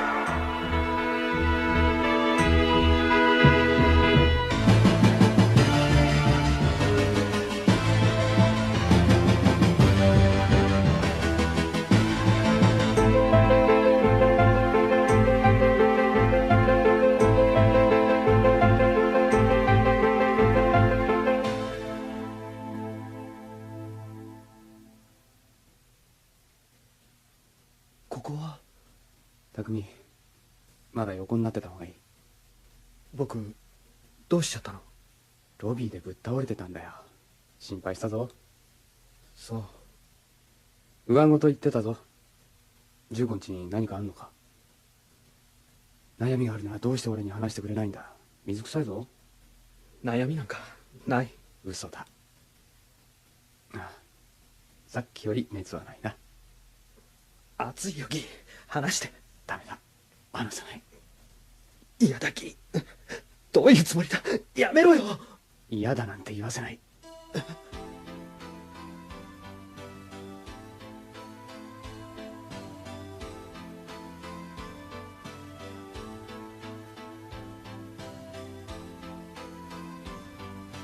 今分かった。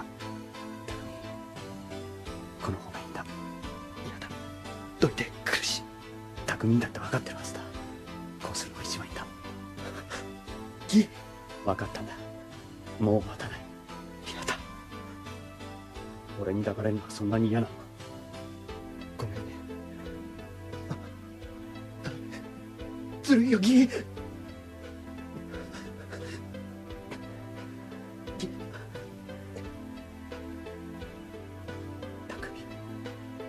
こうするのが一番いいんだ。分かってるよな。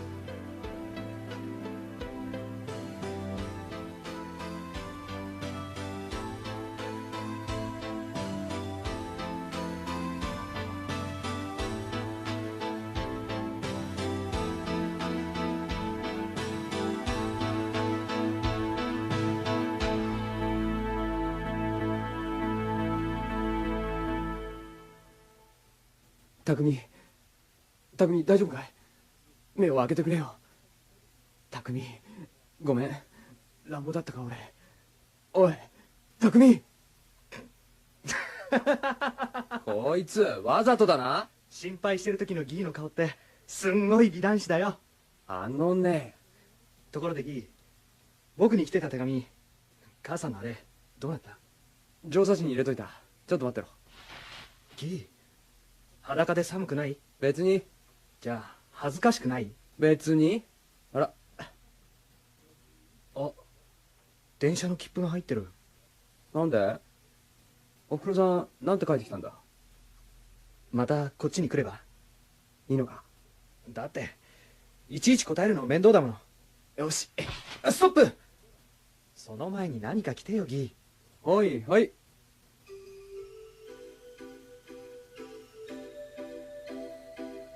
でどうするんだ？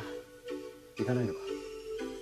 どうして今まで一度もお墓参りに行かなかったんだって聞いてもいいんだよ。つまり原因はそいつか。葉山直人。なんとね。生きてたら22歳になる。3年前入院していた病院で死んだんだ。どこが悪かったんだ？心臓先天性でね。でも体育の授業を受けても平気だったから軽かったんだと思うよ。一日中雨の降る林を傘もささずに裸足でふらふらさまよってたんだって。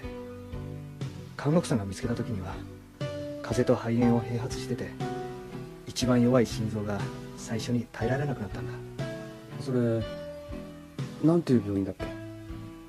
立川精神病院。そっか。兄さんギーに似てた。勉強ができて整った顔立ちしててね。スポーツも器用にこなしてたし、クラス委員なんかもやってたな。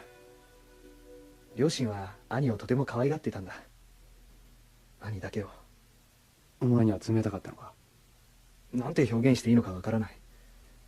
取り立ててひどい差別を受けたとか、無視されたとか、いつも兄に比較されて叱られたりとか、そういうことはまるっきりなかったんだ。純粋にね。両親とも純粋に僕に関心がなかった。両親の頭の中はいつも兄のことでいっぱいだった。僕がテストで満点を取ろうと0点を取ろうと反応は同じなんだ。信じられない。信じられない？そんなの親じゃないじゃないか。両親はひたすら兄に夢中だったんだ。溺愛してた。だからね、僕の思いはいつもすり抜けてしまうんだ。本気で怒られたり叱られたり褒められたり、そういう記憶がないんだ。言葉の上ではよくやったわねとか、この次は頑張るのよとか母さんは言うんだけど、そんな時でも心を締めてるのは兄さんなんだ。実はね、兄さんは僕の救いでもあったんだ。僕の話をちゃんと聞いてくれる唯一の存在だった。いい兄さんだったんだ。でもおかしくなっていった。兄が中学へ入った年、僕はまだ小学校の2年生で、それこそ男の子と女の子の違いもよくわからない頃だったんだ。その頃から兄は事あるごとに体のあっちこっちを触りたがった。初めのうちは気にならなかったんだけど、年を重ねていくうちにその意味が分かってくるだろう。抵抗しなかったのか？しなかった。できなかった。体力的にも不可能だったけど、それだけじゃなくて兄は僕を救ってくれるはずの人だったんだ。両親と僕の橋渡しだったんだ。兄の口から僕の話題が出る時だけは両親も僕に心を向けてくれた。嬉しかった。天にも昇る気分だった。兄はそれを利用してた。でもね、おかしいんだ。兄は完璧潔癖主義者なんだ。変だろ。実の弟に手を出したくせに。そのギャップが兄の精神を少しずつ蝕んでいったのかもしれない。されれば声だって出る。感じればそれなりに反応する。兄にはそれがたまらなく汚らわしかったんだ。まるで僕を罪で作られたもののようになじったよ、その度に。そしてあの日が来たんだ。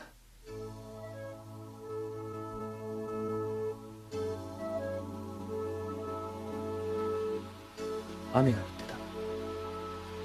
鬱陶しい梅雨の一日だった。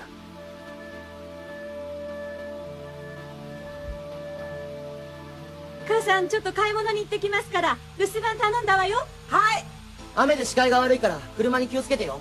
直人さんこそ少し熱があるみたいだから、ちゃんと寝てなくてはダメよ。分かってますって。じゃ、行ってきます。お兄ちゃん、なんかして遊ぼうよ。うん。いいけど、こっち来いよ、匠。他のことして遊ぼうよ。熱があるんだよ。だから来いよ。うん。お兄ちゃん。いけない、お財布忘れちゃったわ。直人さん、お財布。あなたたち、なんてことしてるの。母さん、匠が匠、待ったって子は。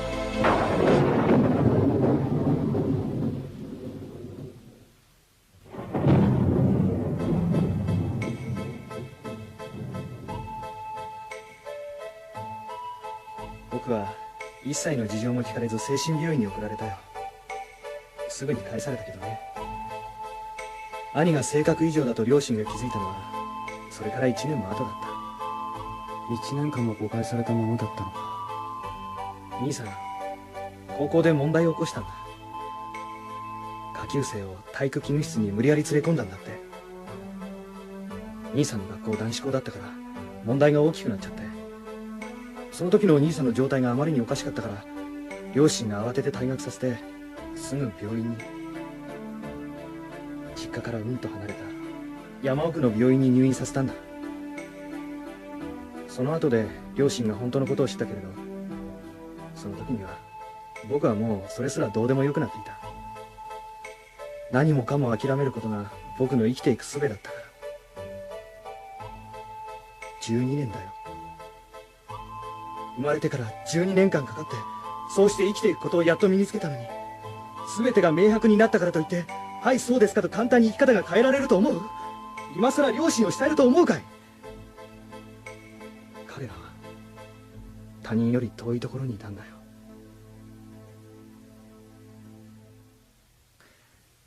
恨んでるのか今も。多分。ギー、僕を嫌いになった？俺愛してるって言わなかったか？ギーに大切にされるほどの価値僕にはないよ。そうか、匠はつくづく人を見る目がないんだな。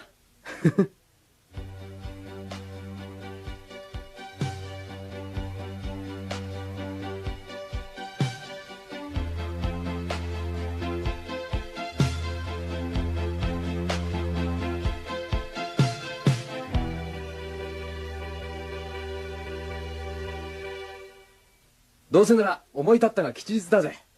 月曜だ平日だ、気にしない気にしない。幸い今日は久しぶりの晴天だ。休みの理由は正蔵に任せとけばいい。奴は理由作りのプロだからな。じゃ気をつけてな。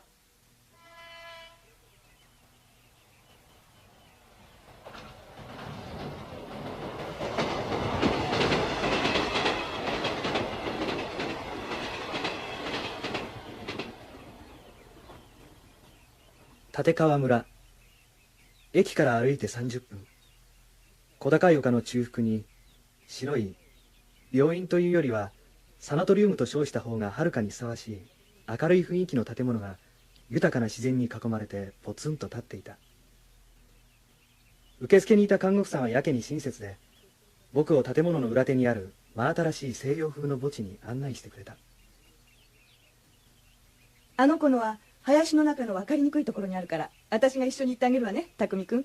え、僕の名前を？直人君の弟さんでしょ。ええ。こっちよ。気をつけてね。昨日までの長雨でまだ土がぬかるんでるから。はい。さあ着いたわ。ここよ。お兄さんにご挨拶しないの？恨み事になりそうだから。あ、そっか。あのね、直人君が亡くなった日にこの林の中をさまよっていたのを見つけたの私だったの。ここに来た時からあの子雨に敏感で、雨の日になると何かに取りつかれたみたいになってしまうの。あの日も気をつけていたんだけど、いつの間にか外に出てしまっていて。雨ですか？何かのキーワードだったみたいね。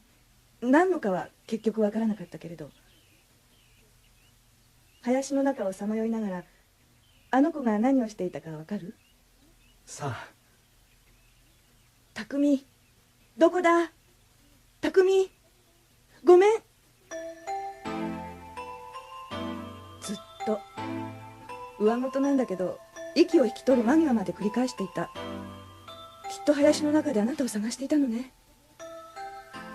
私ね、あなたに会いたかったわ。会って直人君のこの言葉を伝えたかった。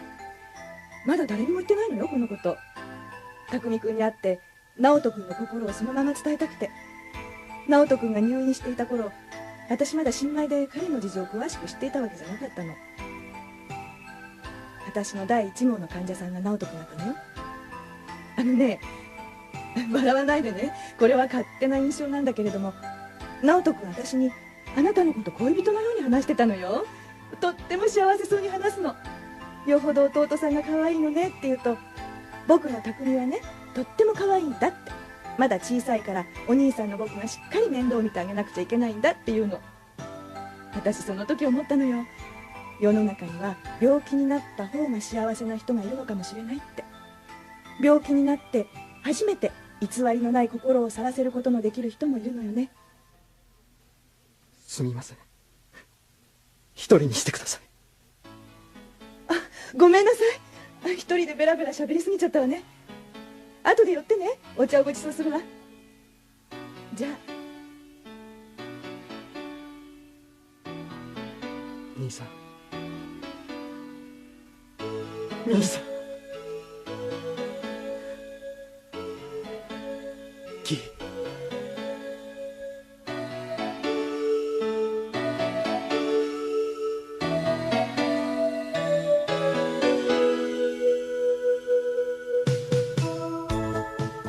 今の話は真実だろうか。仮に嘘でも。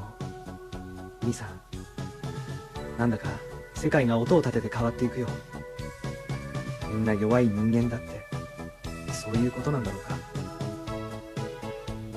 雨、キーワード、僕にはわかる。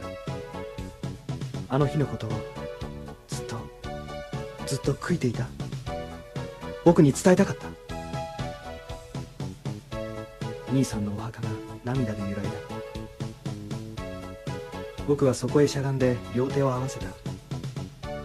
思い出が美しく彩りを変えてゆく。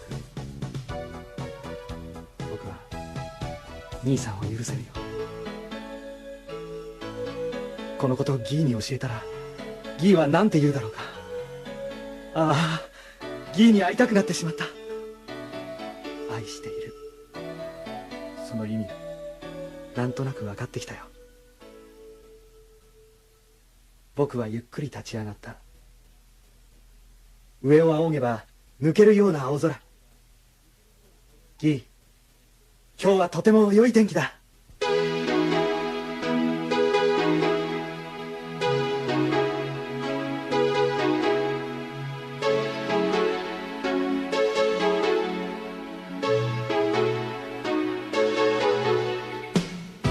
白く光る木立震わせ、乾く心優しく包むよう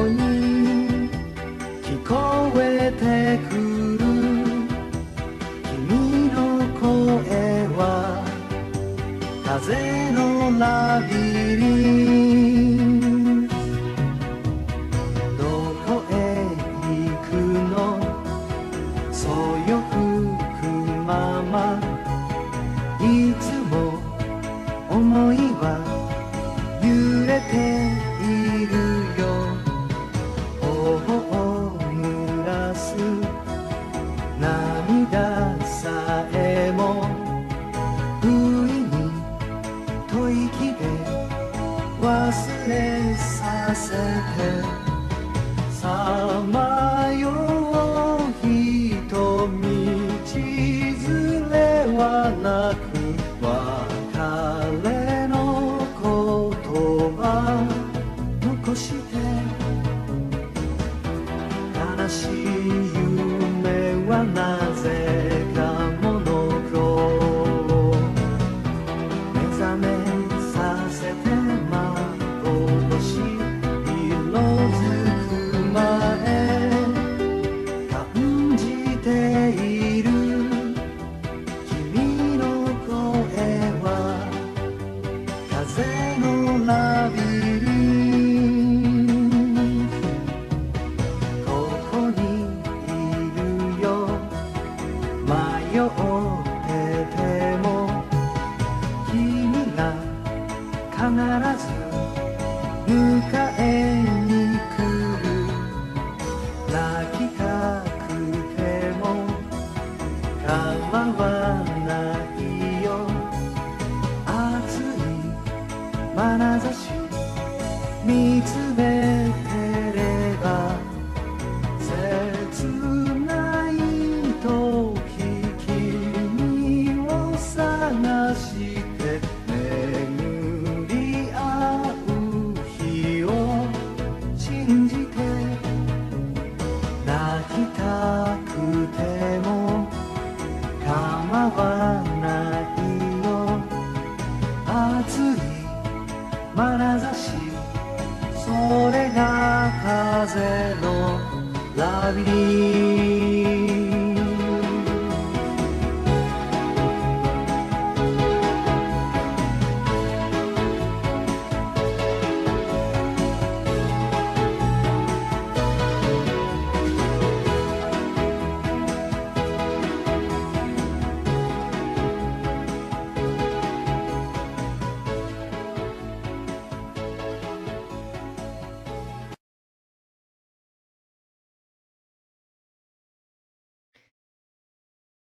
So I just want to I think it's sort of important to be aware of this. Like I know that like saying it's the universe sounds nicer. I don't think that's the case though, right?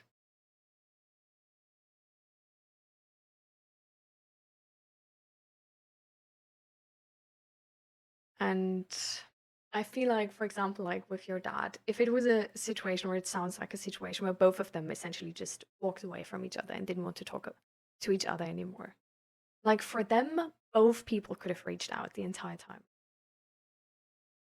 But they didn't. Like it needed the universe for them to meet each other at a neutral spot to be able to talk to each other again. So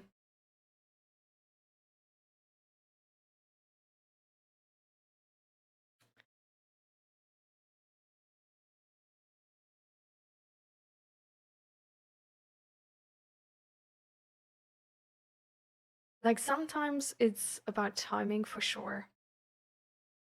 And then it's about, yeah, people like working out their baggage. There's a lot of situation where the timing is so late or might never come because we don't work on our baggage, right? Because we leave that up to the universe as well.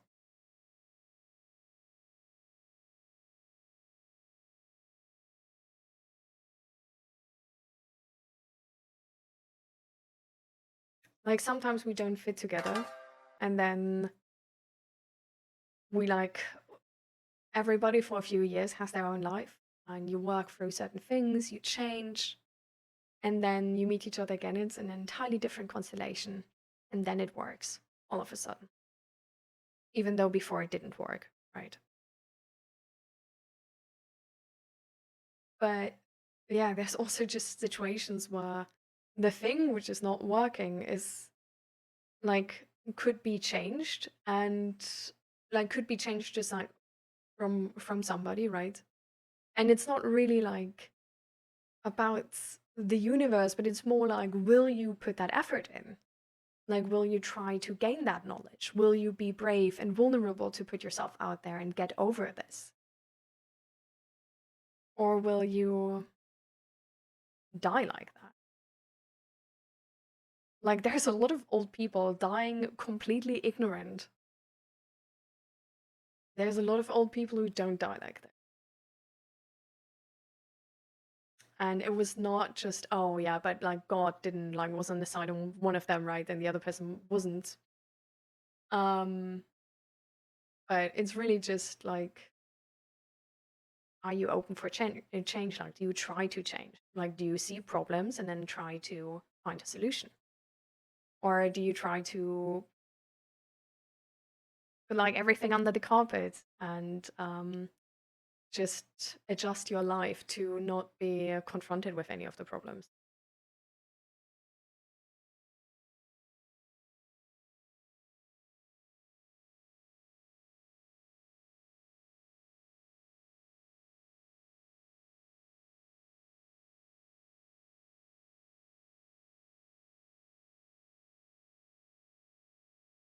A grade can't be changed, but I also can't say to her, you must change.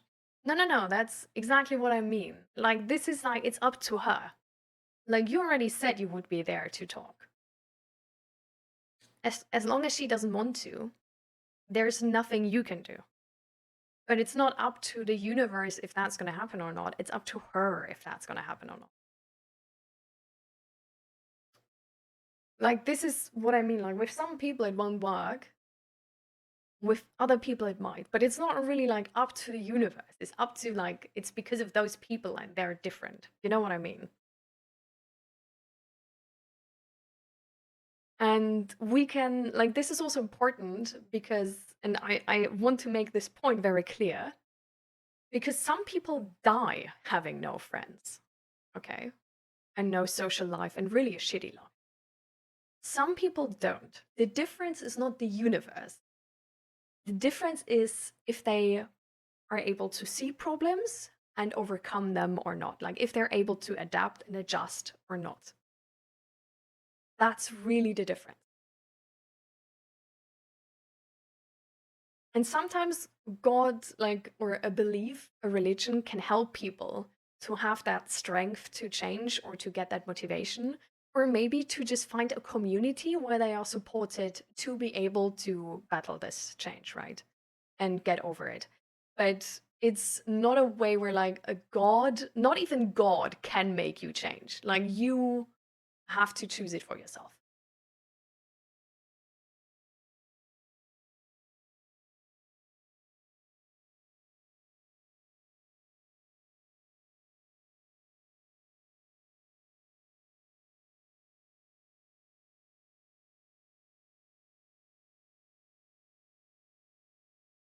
I also know there's every chance I will never see her again. I know, but without a push, it's not going to happen because I know how stubborn we both are. I don't, like, is that the situation though? Like, from what I know, Indiana John, the situation is like you tried to reach out to her and did your very best, and she has a heart wall. And it's like, no, I don't want to. Fuck off. It doesn't seem like you need a push. It seems like she needs to get over some problems. And you can't make her, like, not even with a push, not even if you were to throw her down the stairs. Like, there's no level of pushing you can make someone change if they don't want to, right? Like, not even a religion can change that. Like, it's really like, either she changes and then you might be able to be compatible again in the future, or she doesn't and then it's not going to happen, right? But it's like, it's really up to her. And then also at the end, like, to you, if you want to engage in that sort of relationship again, right? Where, like, till then that happens, like, you might have already found some other friends, right? You're like entirely happy with. And then she hits you up again and you're like, you know what? Like, no, I actually don't want to be, I don't want to be attached to the drama anymore, actually. So it's like, I don't know, like, from how I understood it, it's not really that you need a push, I think. No?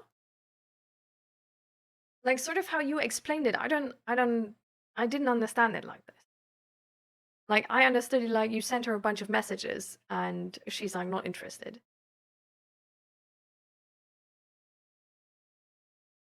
It will eventually calm down, but till then, no one will know. Yeah, exactly. But I don't think it's like, I mean, I technically wouldn't reach out. That would be my personal decision and sort of opinion on this. Because I feel like a friendship is always two-sided. And if I put so much effort in already, and I know that the friendship is like the existence of the friendship is entirely only dependent on me, the friendship is not healthy. So I would wait for her to hit me up. Because I'm like, only then I can be sure that she apparently is able to take up more responsibility now. To make this friendship turn into something which is a healthy and non-dependent relationship.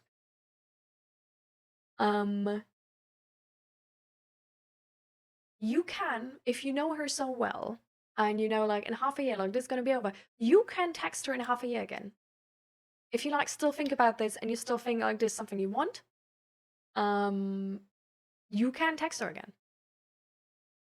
If she, like, banned you till then, or, like, how do you say this? Like, if she, like, blocked you till then, well, you can't. But then it's also, like, a valid choice, right? Like, we can't force other people to like us. So yeah, it's a thing where, like, yeah, but we're not waiting for the universe. Like, we're waiting for her. If she has that insight, right?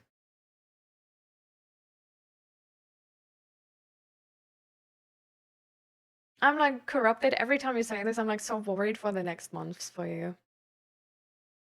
Like, if it's already that bad now, like, ooh.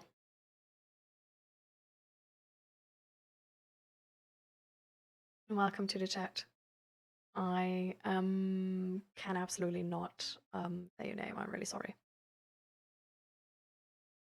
But yeah, Huggy's corrupted. Big Huggies. What type of news do you have, Gray? Were you able to sleep properly? And welcome, welcome. Hi, Nutmeg, by the way. Mental health is extremely important. You're very correct. And how are you doing? And welcome to the stream.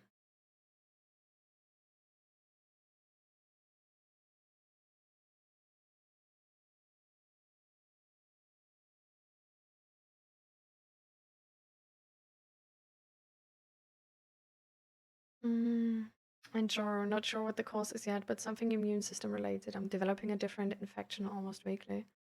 Also caused inner ear problems that has made me dizzy and off balance the whole. Oh my god, that sounds really, really annoying and super volatile as well.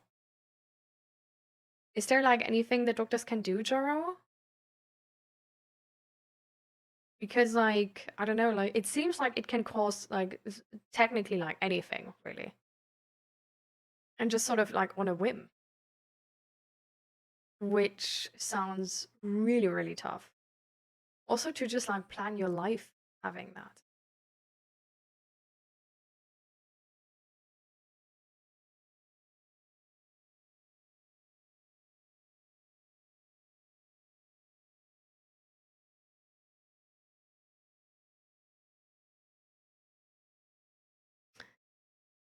The universe can't, like... I really hate this the universe talk. Bro. It's something where I'm like, if we rely on the universe, we're gonna end up in a ditch, okay? We're not, like, if we're talking the universe doesn't want us to survive, okay? Like, the universe put us on this earth and it's like everybody for themselves, you know? Like, if we rely on the universe, we're not gonna have food or anything, okay? Like, we're just gonna die in a ditch. Like, this is universe. So the only thing the universe can give is essentially negative motivation, because it can either make you, like, be like, work really hard because otherwise you don't have food or shelter or something like this. Because there's, like, bodily needs you need to have fulfilled, and it's not free. But the thing is, with, like, it's not like Like, she's gonna live life, right? And she's gonna live life the entire time. And I also, with that saying of like universe, we are taking the responsibility and autonomy away from her and putting it on the universe. Like, oh, she's gonna change because the universe makes her. Why? She is choosing to change, or she is choosing not to change. You're not ignorant by not making choices. You have made choices leading you to the point of ignorance. Like being, for example, like emotional unavailable, or just sort of like not having friends and stuff like this. You have made choices bringing you to that point in your life. So respecting that autonomy, she's making choices every day. Not talking to you, not sending you a message, putting that boundary down are all choices she's making. How she behaves around her friends, how open she is, if she takes responsibility herself or not, all of that are like choices she's making. So with every choice, there's consequences, right? So essentially, with every choice, she has the possibility to change and choose different. Just because she doesn't like the consequences of her choices, like the results of her choices. So for some people, it might be hard to make other choices because there's like a lot they lived through and stuff like this, where it's just hard to overcome the fears attached to these choices. But then there's, even though all of that is maybe sort of like a thing where this would take a lot, they still have a lot of easy choices. So for example, seeking out therapy is a choice. If you can't just seek out therapy, maybe talking to a friend or not about this and having them sort of be like, hey, take therapy, is a choice. Maybe talking to your GP and just being open to them saying like, could this be something mentally? And then just not saying no, but saying yes is a choice. Like there's so many choices we make the entire time. We have a lot of autonomy and a lot of responsibility. Where we will end up in our life is depending on our choices. And for children, we say this is like whatever choice you make, like we don't expect you to make good choices, and that's like entirely fine.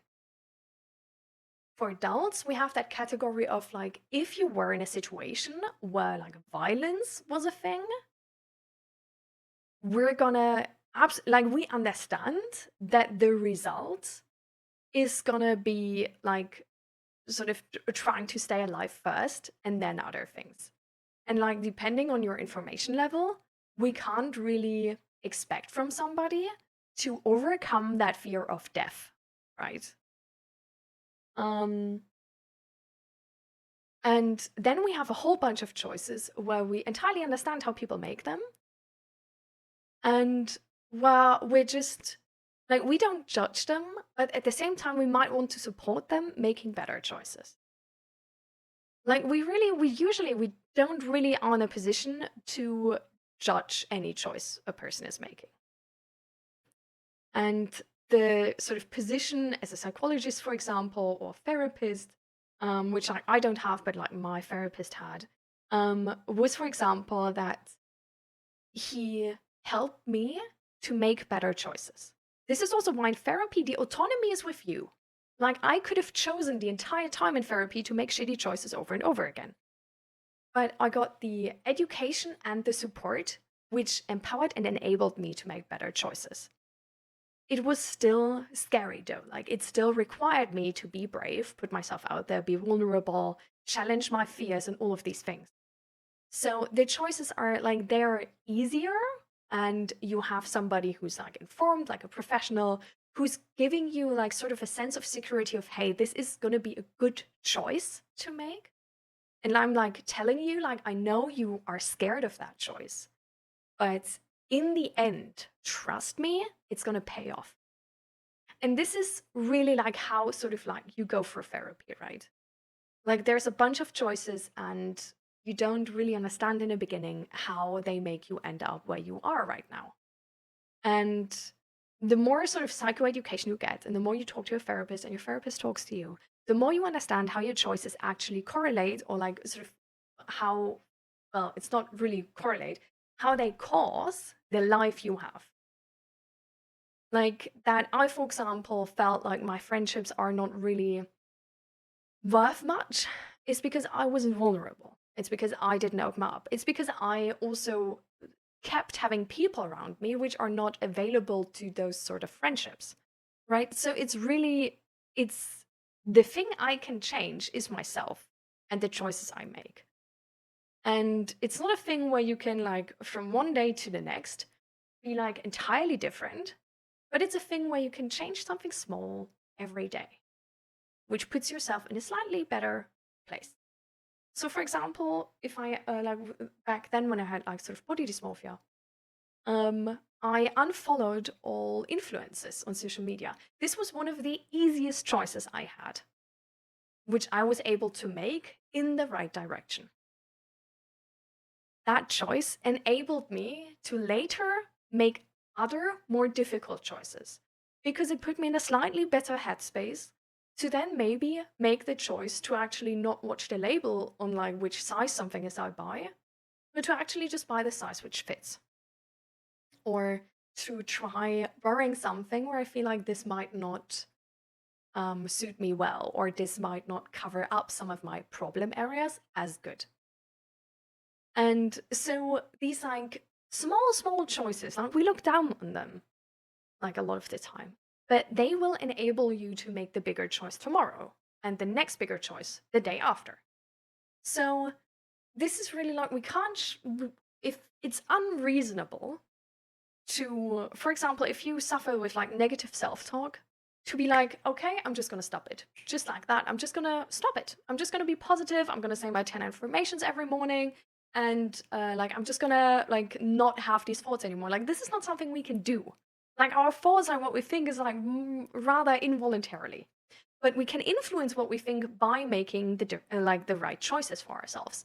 So for example, not putting myself in that position where I have to compare myself to like really like fit bodies every day, put my brain in a position of comparing me less as well, because it was less on my mind. And so with that, we can sort of like, we can influence our body and then our body is going to influence us less. And then we can influence our body a bit more. And then sort of like we work together with our body to get where we want to go. But it's not a thing which is going to happen from one day to the next. And it's not a thing where like the universe is going to do anything, but it's a thing where like we decide, we have the autonomy. And if we don't understand that we have the autonomy, we will wait for the universe to do something while it is us who needs to do something. Right? Because that's the only thing we can change. The only thing we can change is our decisions. And our decisions have a bunch, like a really huge range. It's like, which people do we keep around? Which movies and series do we watch? Which books do we read? Which education do we get? Which people do we listen to or not? Do we exercise? Do we eat enough? Do we drink enough? Do we go outside enough? Like, what do we do with our body? Like, we can choose to treat our body in a way where we're gonna, like, probably die in 20 years. Like, that's a choice we can make. Maybe not the best one, but we have so much freedom with these choices. We have really a lot of freedom with these choices. Even if we are in a position where there's like so many choices made for us, where we can't choose about them, there's like still so many little things where we actually do have freedom of, and where we also can find freedom in. This is why, for example, like if you've ever been to like a less developed country, not everybody is freaking unhappy there. Like just because you're in a poor district, not everybody is sort of looking to die because their life is so shit. There's gonna be some happy people. Like when I was a kid, I was like, I traveled like with my mom and like my family to the Philippines. That was when I was 12. And it really opened my eyes how there was this one family who had essentially like not even doors, you know, it was essentially like a roof, like some walls, but that was it. And they had like no money at all. And they gave us like, they had one like field of like bananas, like banana trees. And that's how they made like like, that's how they survived really. And I honestly, like, depending on their financial situation, I don't know how old they get or how long they survive really.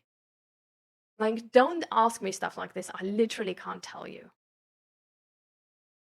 But they were happy.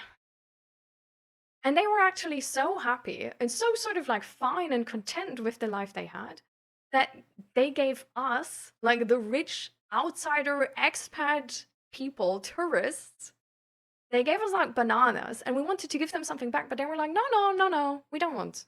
Like this for free, this for you and your kids. Just enjoy. They even had happiness to share, you know?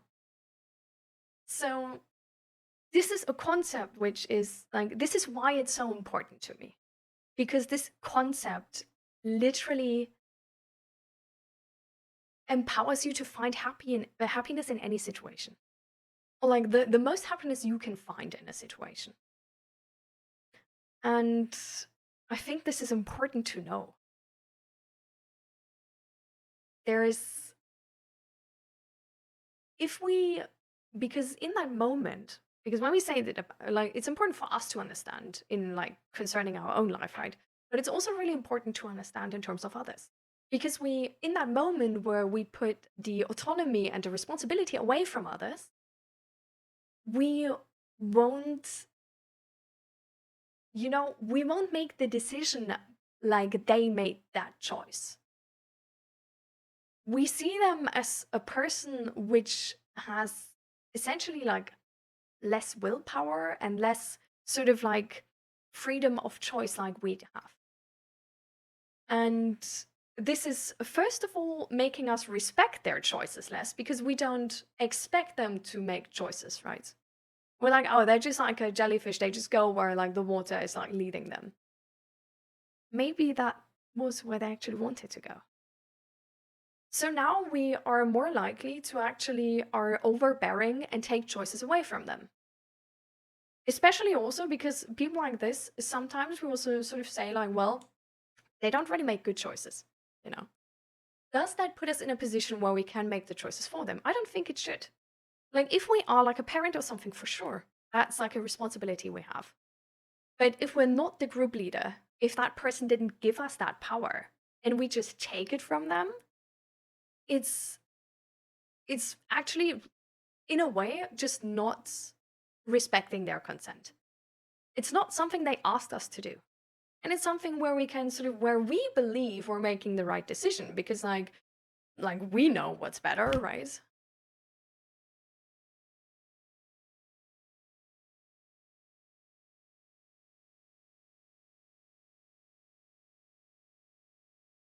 More easily. It makes us not respect their autonomy and their choices. And this is really just not something we should do. They are their own person and everybody is free to choose a shitty life if they want to. Right? And we can help them. We can offer them help. But if they don't want to, then we can't do anything. And I don't think it's our place even to do anything then. Like some people get that responsibility from sort of like, I don't know, like if you're a drug addict and you're like trying to get clean, you know, and you give somebody that power, then like, okay, like now they have that power. But there's so many situations where we just take that, even though we don't have the right to it all. And especially if it's sort of in the terms of a friendship, it also is low-key, like it can low-key also mean something toxic for ourselves. because we just, you know, it's like it's exhausting to take responsibility. Like it's exhausting to make good choices. So if we always expect other people to make less choices and then always sort of suck up that responsibility around us, we're gonna be like super fast. We're gonna be capped out on like energy and everything.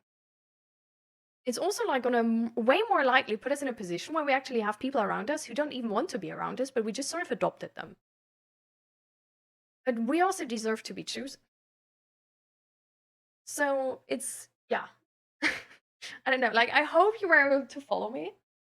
But this is really something where I think it's so important to not have this as like a sort of base level belief about somebody. Because I think it can be very easily can be harmful to yourself and for the other person. Also, sort of what it implies, right? That like, because like if you're fine with that, you're essentially fine just that you just do like and carry like way more responsibility than the other person, and like nobody is like sort of, I don't know, like nobody is like seeing that or wanting that even. You just do that. It's like sacrificing yourself is like, I'm fine with that. Or like it's a belief which can have something to do with that very often. Thank you for the follow. Welcome.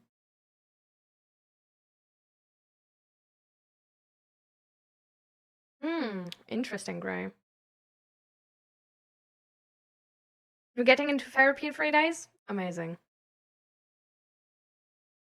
Wow, that's really cool. And I'm glad you were able to sleep better.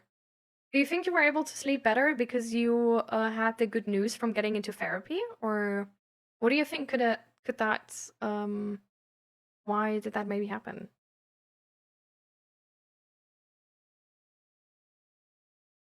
Yeah.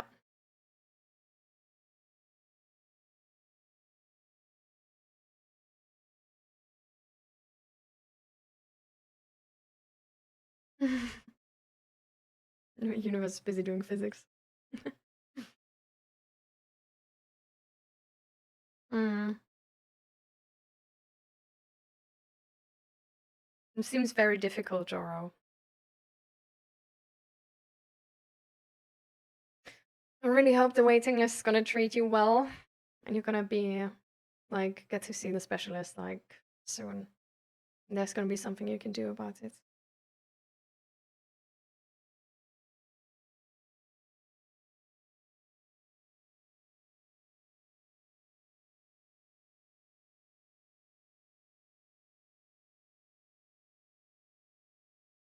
Thank you, Raka. You have to do something pretty bad to go in 20 years. I mean, I don't know, like if you take drugs every day, you drink alcohol, you smoke cigarettes, you know, like you're probably gonna be able to catch death in 20 years. No? Like you just all the time eat like way too much sugar. Yes.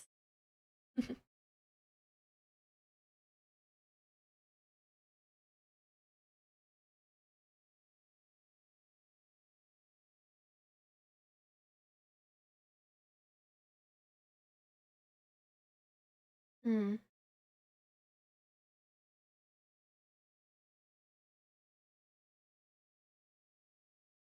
Yeah.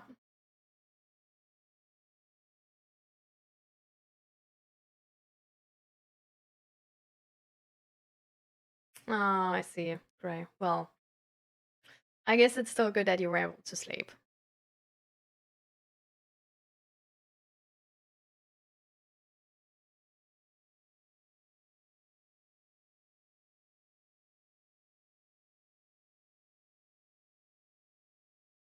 Some people sacrifice themselves and always show up because they are being the person that never showed up for them. The strong one most of the time show up. It's still something where, like, yeah, I understand that, and we sort of like glorify that in a sense, right? But even that needs to be in balance. And if you do that to the point where you actually sacrifice yourself and sacrifice your own life, you're ruining your own life by trying to be there for other people.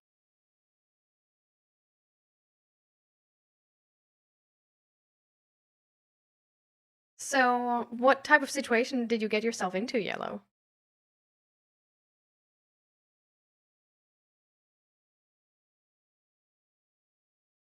What? I don't even know what you're talking about, Domindo Patootie.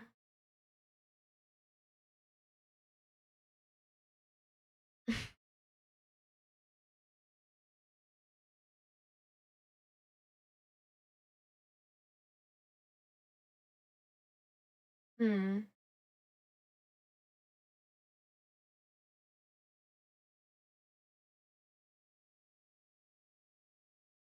Oh, damn. Yeah, some people really just, I don't know. It's really sort of like ironic how I feel like health seems like really fragile because like there's so many people you talk to who have like irritated bowel syndrome or like chronic headache or migraines or like get the cold like super easy or have some like back pain or stuff like this, like have some pain in any way, shape, or form. I feel like it feels like so many people have that. But then on the other hand, like yeah, you have like people who just where you feel like, okay, like that person, like surely just, like that seems like if you do that, you would just die and then they just live. Where it's like apparently like our health is like fragile, but at the same time you don't die as quick or something.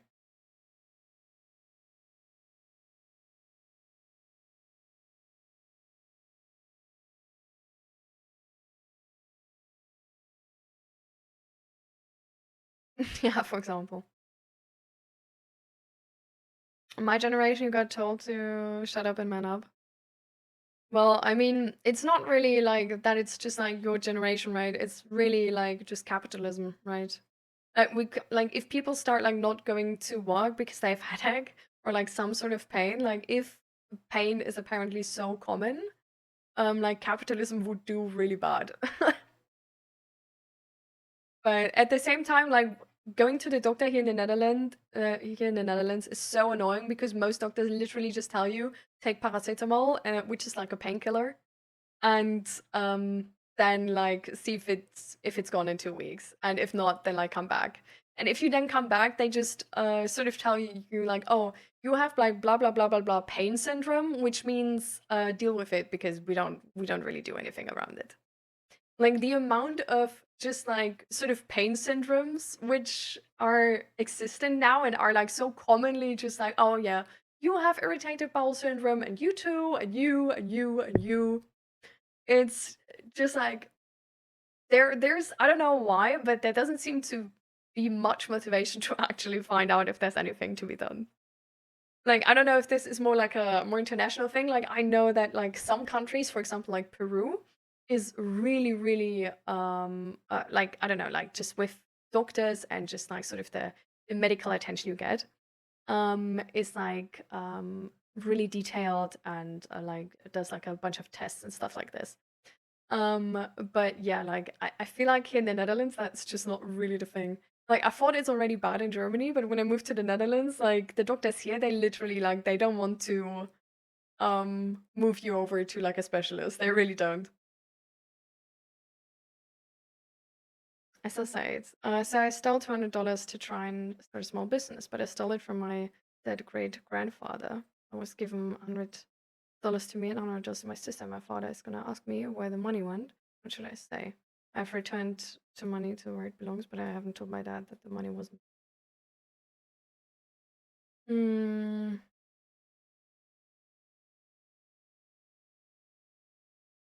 So, what do you mean if you have returned the money to where it belongs, but the money wasn't yours? So you got the $200, you used it on a business, but then you put it back? Like, were you able to like, so the business like worked and you got like more than $200 back and you put them back? So like now technically you like the $200 is like still there, but it like went through your business and came back, sort of like this.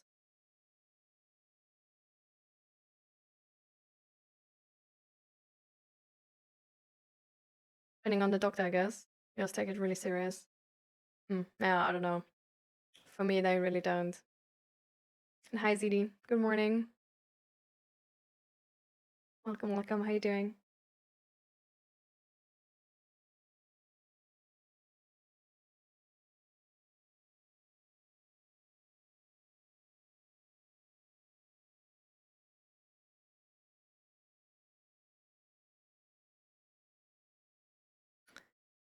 So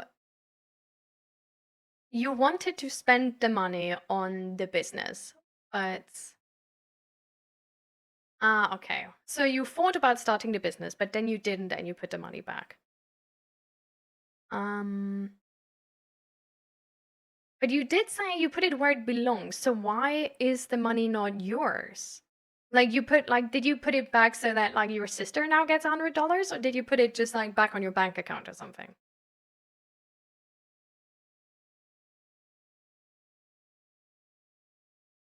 Mm.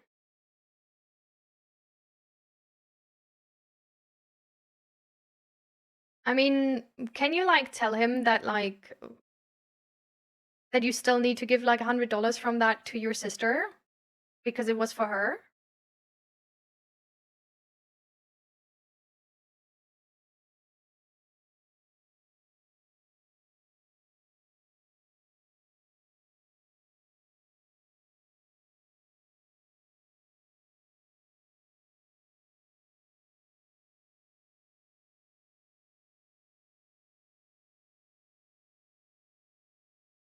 Mm.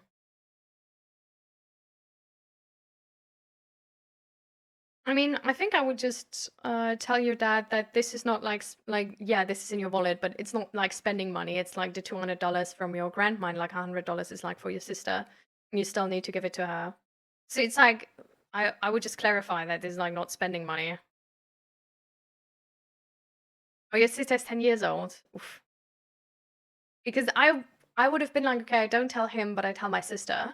But if your sister's 10 years old, that really like doesn't really do it. I think honestly I think you just need to come clean, you know.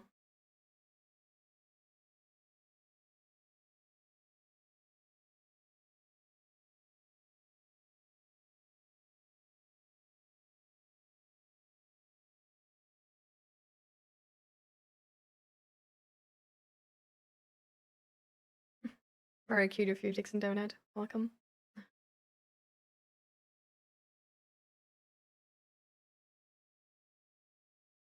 Classic literature of the 20th. Wow. Okay. Crazy. Let's go. Yeah, my Dutch is actually like sort of bad. Like, is your Dutch better? Shoot it. Just for a medical certificate because I didn't want to go to work, but I had a red chest, a heat stroke, and my doctor sent me for a whole ton of blood and respiratory test negative, but he really wanted those results.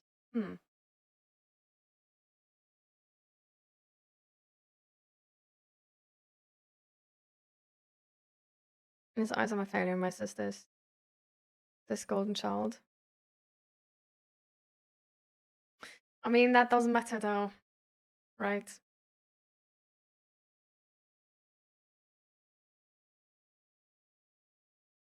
I think it's good that like you didn't do it, you know, like you wanted to take the money for this business, but you didn't. And you wanted to spend the money, even though it's not spending money, but apparently sentimental, and you didn't. So in the end, you came around and make the right decision. Whether that's a thing your parents want to focus on or not, it's a different story, right? And we can't really change them. But I think whatever they say, you can be proud of yourself that you did in the end make the right decision. And you know the opinion which matters most, like of course we like think a lot about the opinion of our parents, and it's really important to us. But the most important opinion about us is the opinion about ourselves. Because in that moment where you come clean to your dad and you know that you made the right decision, is a thing where you can stand behind yourself, you know?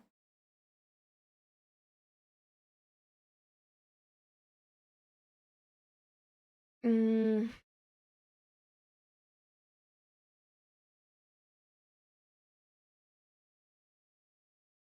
I think you should go up to him first. I think you should go up to him.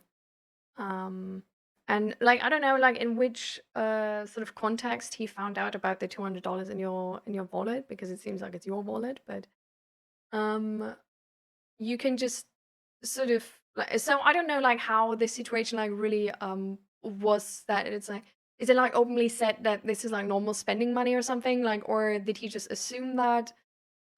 Because if it's more a situation where you want to like, you think he assumes that but you want to clarify, you can just approach him and say like, hey, like you saw like the $200 in my wallet the other day, and I like didn't say something at the time, because I don't know, because I didn't want you to like think bad about me.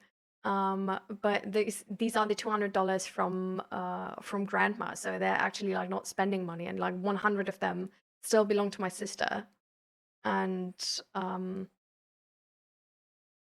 like where should I put them or something?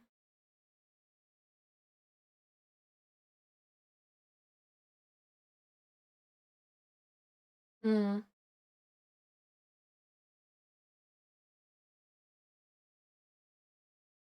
So you didn't say something because in that moment he actually thought like wasn't as disappointed from you, right? Probably.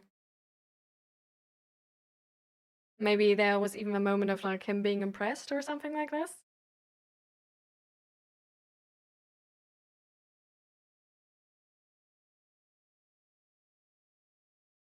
Mm. Oh, so it's also sort of important for the business.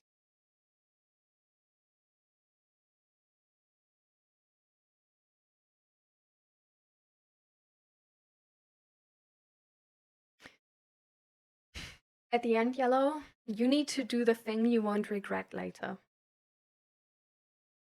It really depends on who you are and who you want to be. Like, what will you not regret later? Like, if you keep the $200 in your wallet, and it seems like that's like what's happening right now, right? And it seems like you're regretting that now. It seems like you know it's not that good, and you sort of like you want to come clean, but you don't know how. But it seems to me like you're actually very clear on like coming clean and like not keeping the $200 there, not spending them. Like it seems like you made your decision already and are regretting that you ever sort of doubted about and sort of like thought about spending it. So then you should stick with that.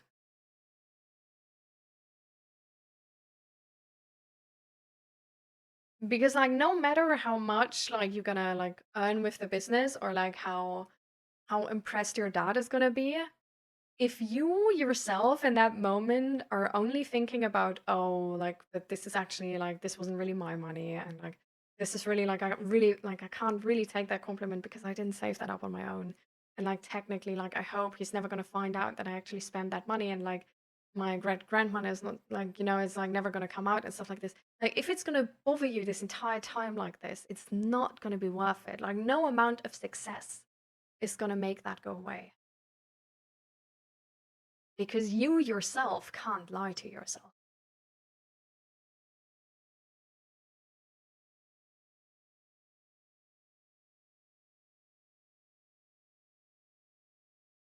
So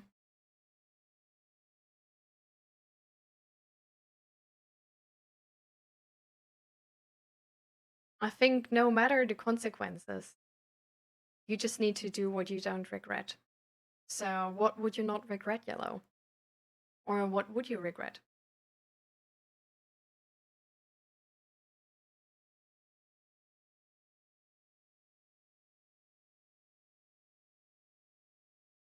Listening to your stream is interesting, even for someone going to therapy for more than a year. Quite a few interesting things. I'm glad, Raka. I'm glad you enjoy it.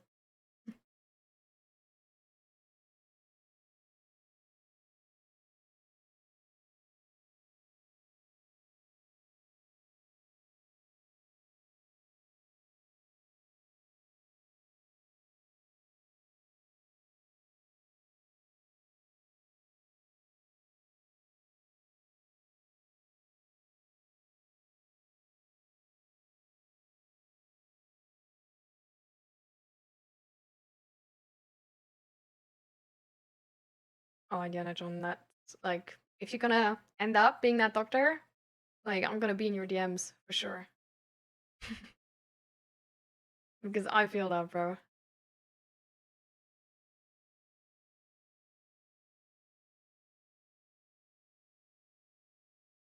Hi. Mom is born.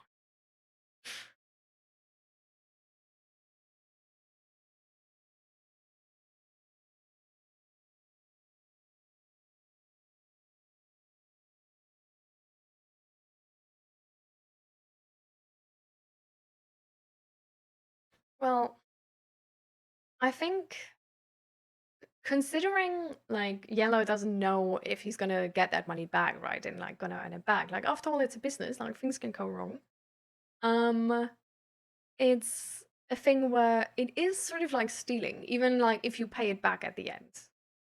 But it's like you lend it without like the okay to do so, right? So like we're gonna like we can try to talk ourselves around this, but like sort of as I said, it like matters most what we think about it ourselves, and we can't lie to ourselves. So no matter how, even like when we say like, oh, it's not really stealing, like if Yellow thinks it's stealing, it's stealing. Like it doesn't really matter.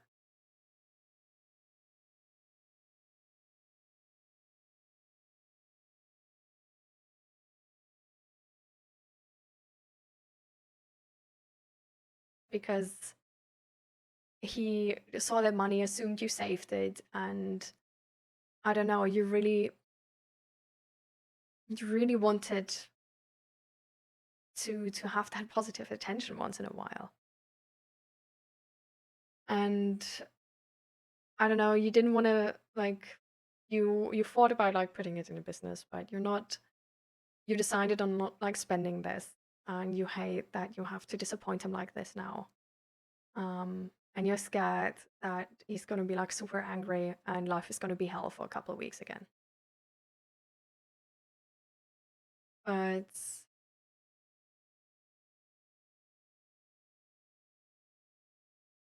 how old are you, Yellow, by the way? Hi, Jess, welcome.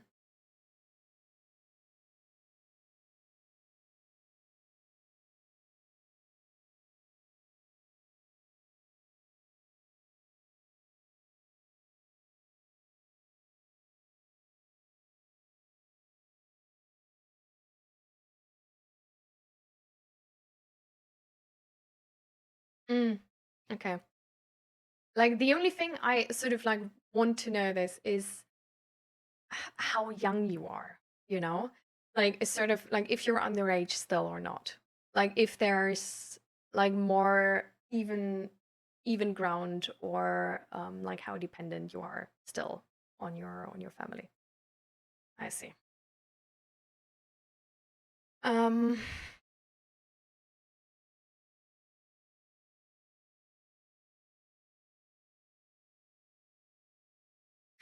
is there some adult who's on your side? Like who's not biased or verbally abusive?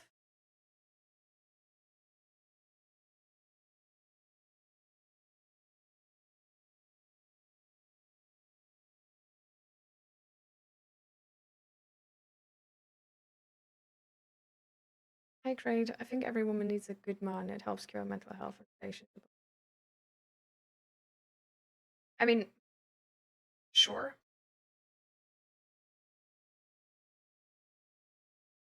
But like I think like that just is sort of like for any person, right? Like sort of like the first good relationship we have like heals a lot of our inner child stuff. At the same time, sometimes the sort of like these toxic circles we bring within our baggage are really attached to us, not too much to the people around us, right?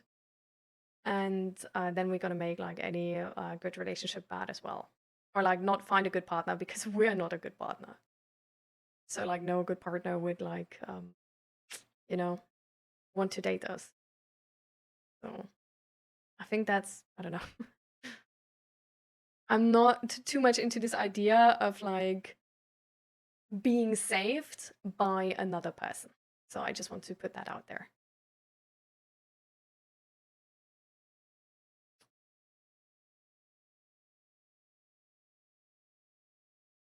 The sister's 10 years old, and Yana John, she's not, it's not really, I don't know.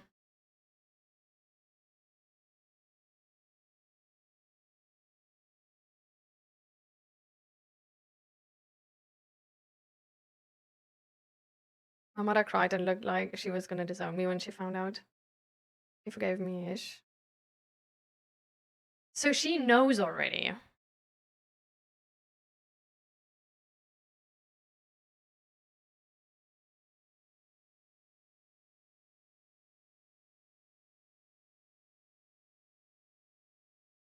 Hmm.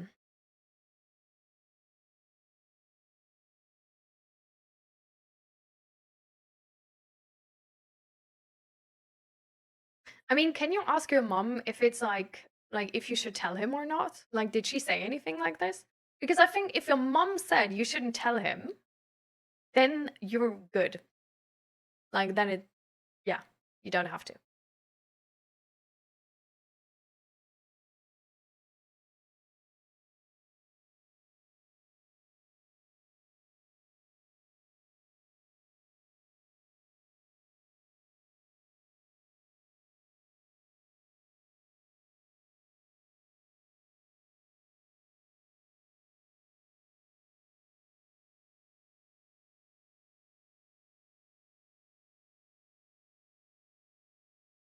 So did your mom tell you to like in the context of this, like did she essentially tell you like to stay away from him and not tell him?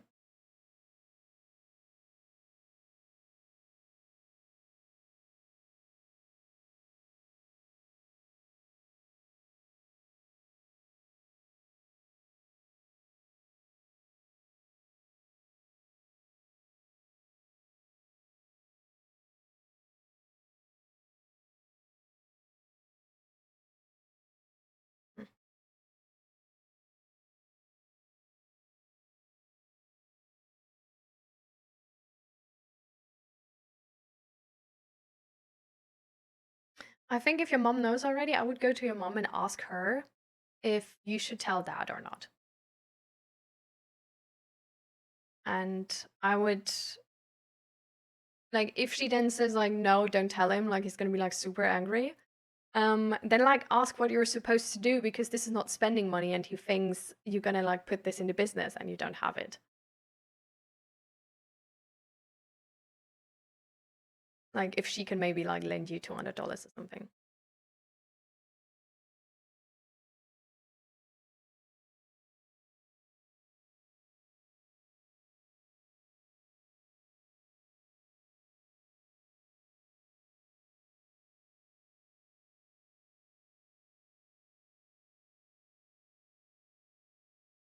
Hmm.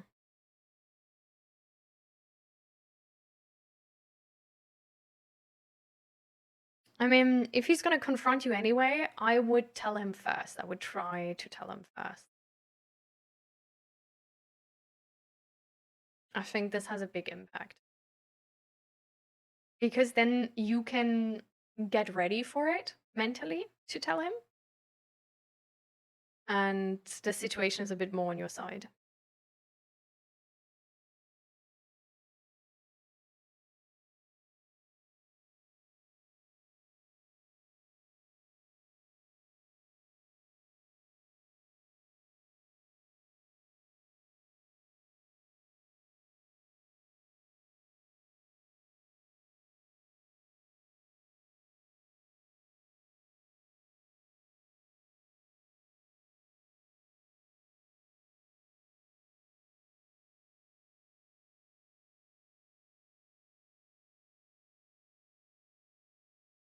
Well, I mean, this is of course not good, right? But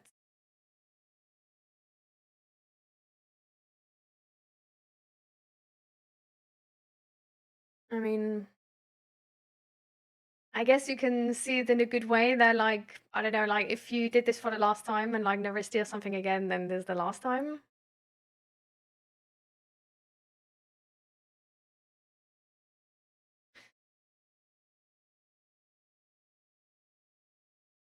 Like, there's also no way you can get therapy, right? Because the thing is, so, like,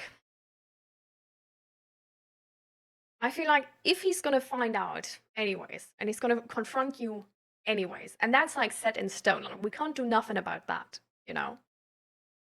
Then we can't do really anything about the, like, that he's gonna be angry, right? Or that he will crash out. Because if he finds out anyway, that's just the thing which is sort of gonna happen, right? Yellow is not comfortable to share the age.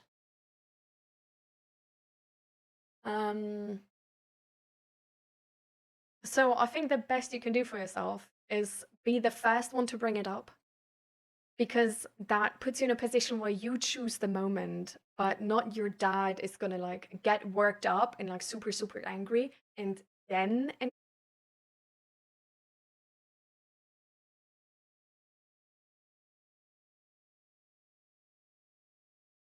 ask your mom if she can like talk to you with your dad, if you think that's gonna like sort of lessen the blow. And you can ask friends for support in the upcoming days and just sort of like tell them like it's going to be super hard for me, and if they just, I don't know, if they can have time for you a lot, or if you can come over a lot or something.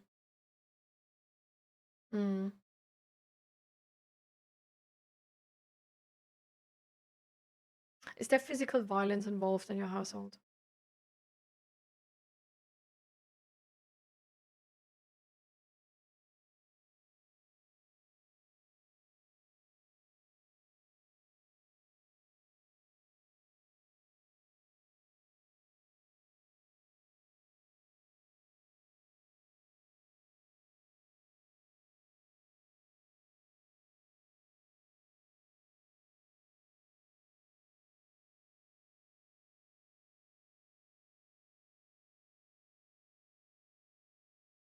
Mm-hmm.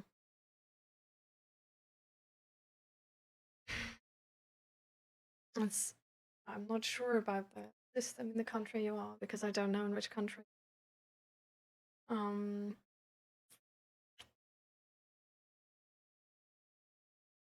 But with like child neglect and abuse like this, also just like emotional abuse, but especially with like physical abuse, there's like child services, right? And children have rights. So like technically children have rights. Like I don't know how the system is in your country, but it might be worth checking out and sort of like, I don't know, like Googling or talking to ChatGPT or friends or teachers, or like trying to find out more about that.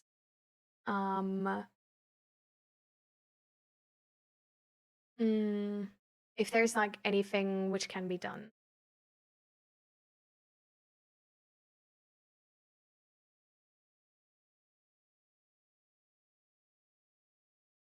Oh, what do you mean, crafty run?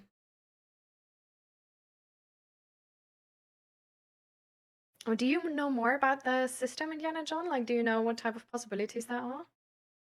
And for example, like if the family would get like financial support when the dad is being taken away?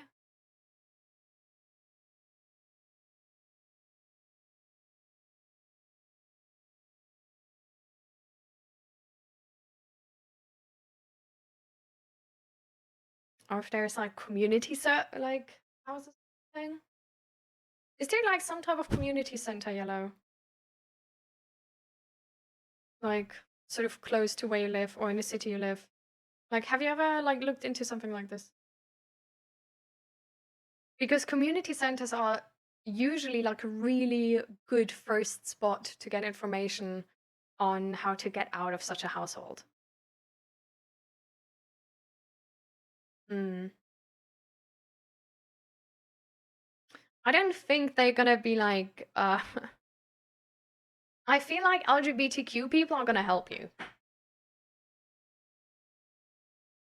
So I would honestly just go there and ask the people there if there's like, if they have any sort of system or like how they could support you or your family, like how sort of the future would look like this.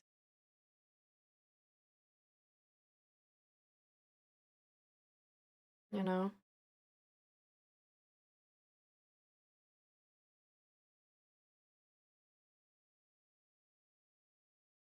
I'm gonna try to find out something about the Australian system.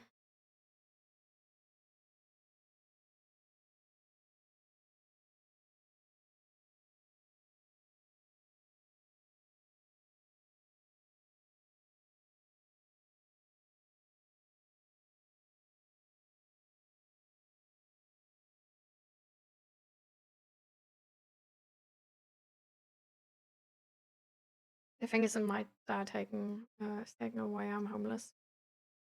I mean, maybe not.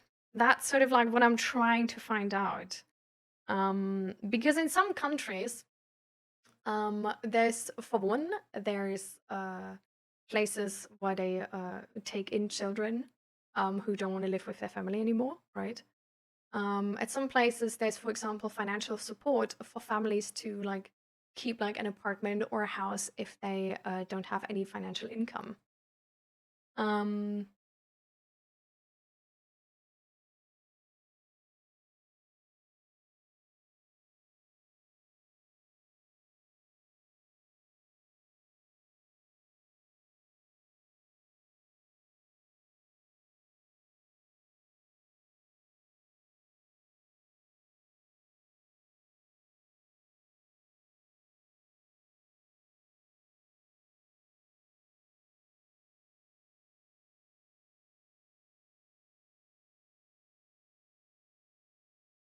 mm, it's hard to find something out about this.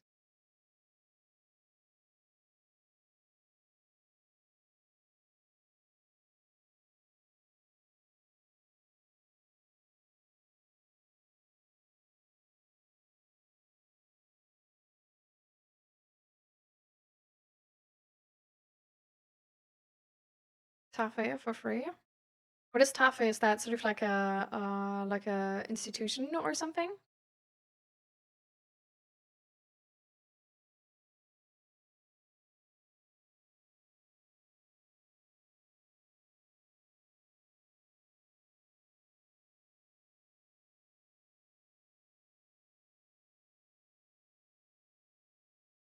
I mean, verbal abuse has a big impact, though. Like, physical abuse is not the only abuse which is going to make your life harder, you know? Like, verbal abuse can have a great impact on your mental health.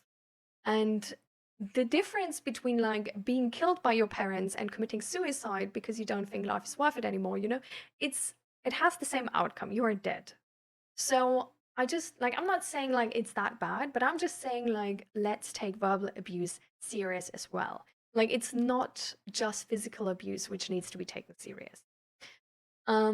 So verbal abuse can have a really, really tough impact as well. If you think you're gonna be out of that household in like a few years and you just feel like, you know what?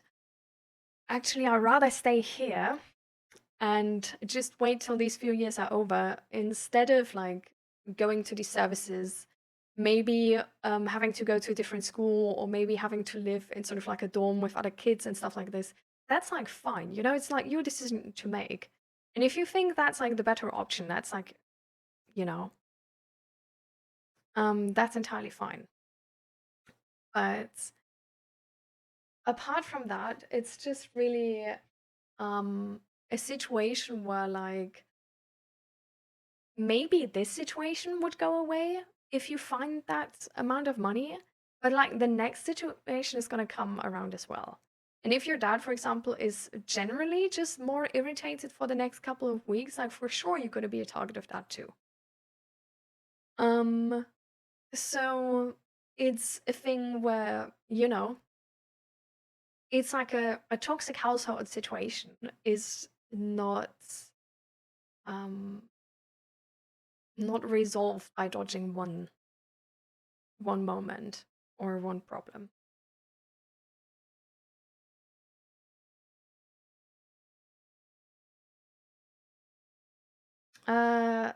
You can send the link, and I think technically because you're a subscriber, it should go through. If not, I can probably just like copy that link and send it in as well. Ah, yeah.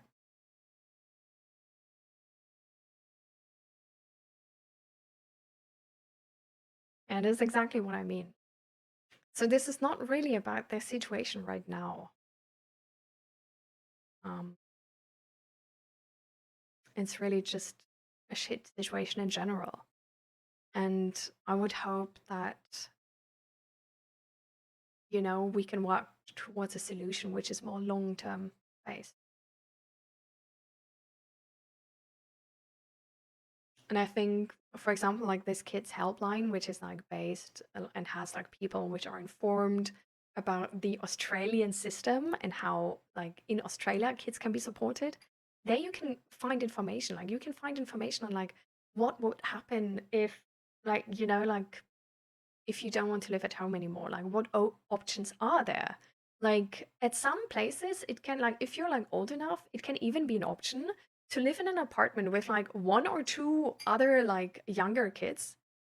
And that would be like your living situation, and that can be quite fun actually. You know?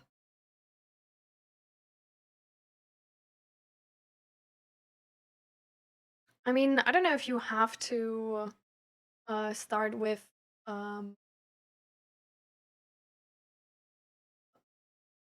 if you have to give them like personal information, you know?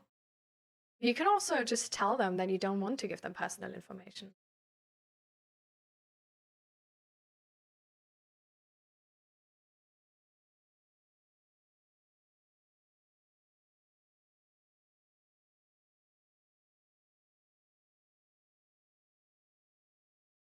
Doesn't let me open it? What do you mean?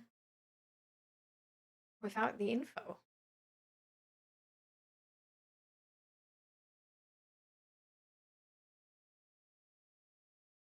Let me click there.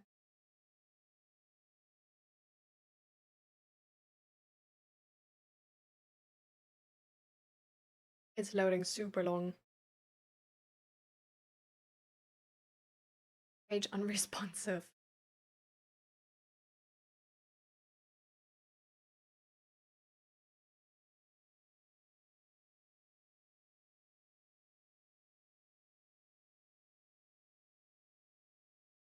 It might be that I actually can't click through because I'm in the Netherlands and they restricted the access to inside Australia.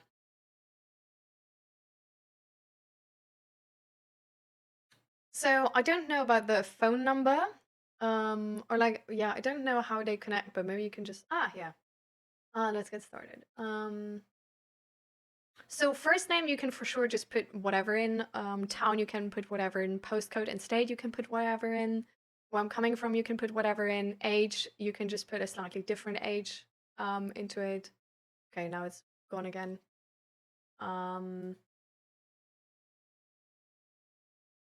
Yeah, it's not the first page, is when you click connect now. Then.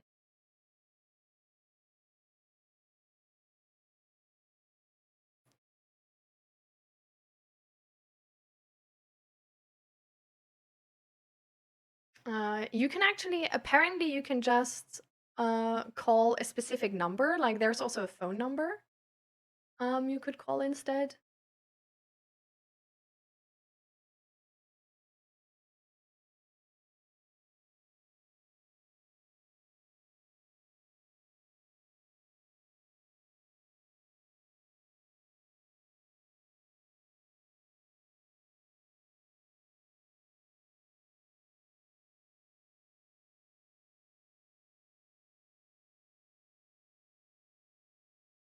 Hmm. Well, I'm gonna hope that that's not gonna happen. Or that you would evacuate because the fire department is gonna tell you.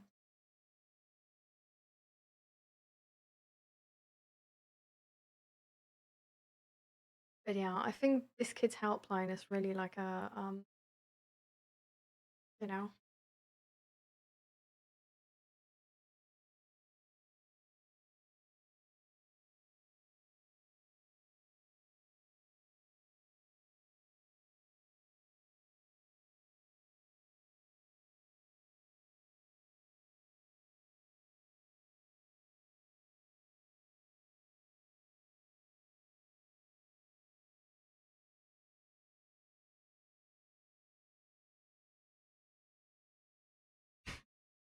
I mean, from what I heard, there's just like then you like evacuate to like a different city or state depending on like where it's like super hot and where it isn't. Um,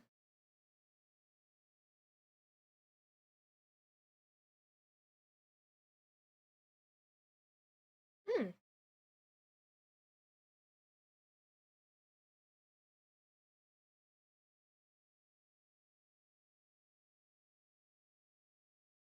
So, here's actually they have an article about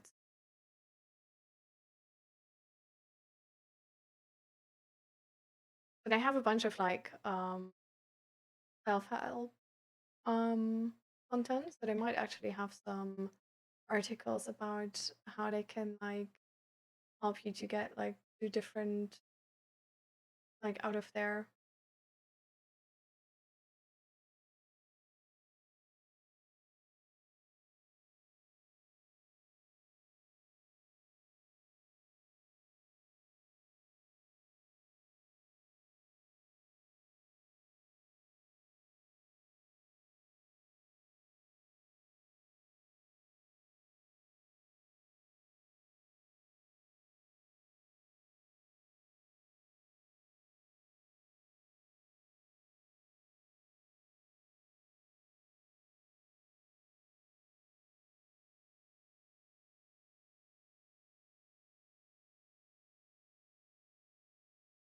So apparently they also had like some other kids already, and the way the kids helpline works is essentially that you that the counselor you're going to be connected with is like talking you through the options you have in Australia and how to get help or like which sort of help you want, right? Um, and then so here's sort of like a story from like somebody who used that kids helpline, and she says that her counselor like talked her through everything and like how to do it and stuff like this. And so then she did all of these and now just gets like normal support to like deal with all of the sort of history she went through, but is at a better place. So there's also so there's a phone number you can just call, and then there's sort of like they have sort of like a group chat where I can actually also get help.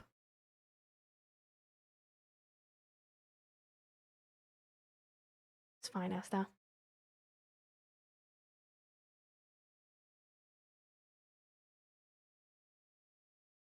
And hi. Hi, Coco Puff. Welcome, welcome. Yeah.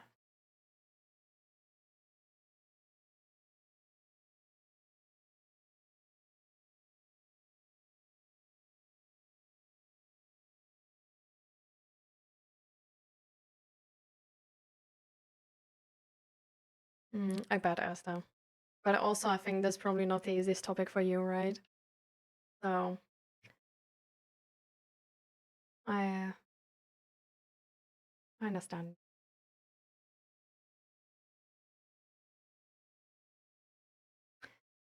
But apart from this kids helpline, like if you don't want to like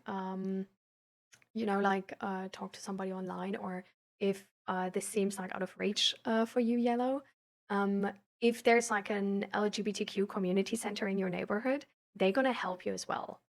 Like, I would bet my ass on it that they're gonna help you as well to the best of their ability, and they might not be like perfectly informed to help you the best, but I think they're gonna try as hard as they can.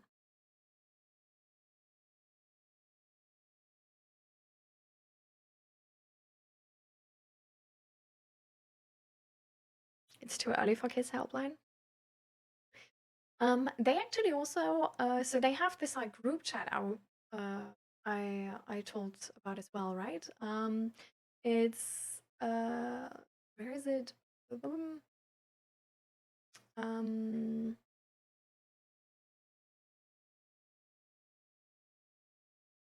they have like a social platform where you can just like talk to other people, and also just like other young people like you, where you can just like talk about what's going on, and maybe, I don't know, can connect to some other people like going through a tough time at home, you know?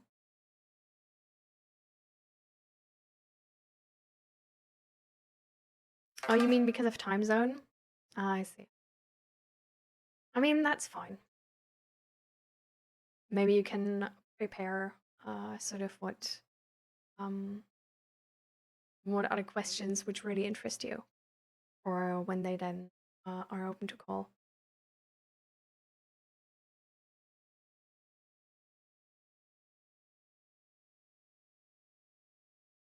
Ah, yeah, like the My Circle web chat, or no, yeah, the web chat is actually like, yeah, the online call. But that's like 24/7 actually. So you can just call there now, just the phone call as the times, says Indiana John.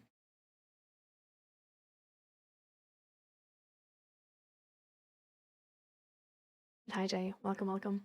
Thank you for the follow.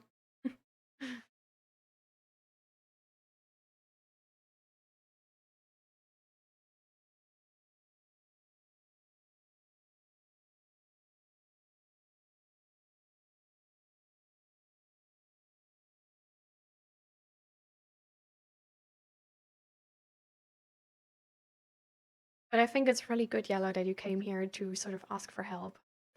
And I'm a bit sorry that we can't like help more because we're not like as informed about the Australian system. But I think you're on the right path, you know, because I think you deserve to have like an easier childhood where there's not so much negative talk around you.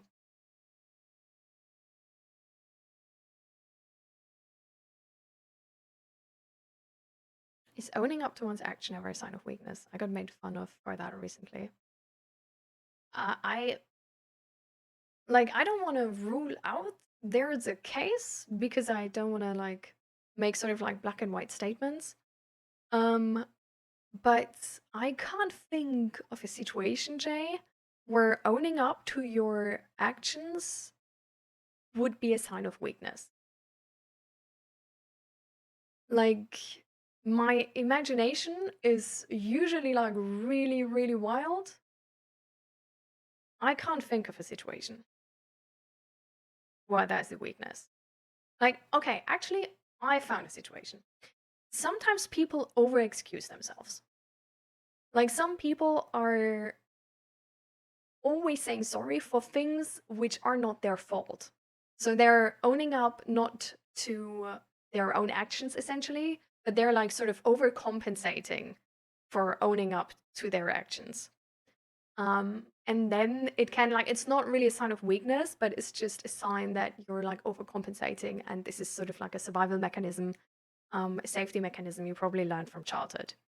And that can, in certain situations in your life, be like a sort of like a thing in your way, you know, but yeah, that would really sort of be the only thing, I think. I should just grow up, stop being weak, and just be emotionless. You know, Yellow, if you're emotionless, is your life worth living? You know? Like, I feel like a life worth living is full of emotions, because happiness is also an emotion, right? And the weird thing is, or the ironic thing is, that if you suppress one emotion, you actually sort of suppress all emotions. And then your happiness probably won't even be true happiness, but just sort of faked happiness. So suppressing your emotions usually leads actually to poor mental health outcomes. It can lead to depression, really like major depression. And being emotionless just makes me nonchalant. How do we use nonchalant at the moment?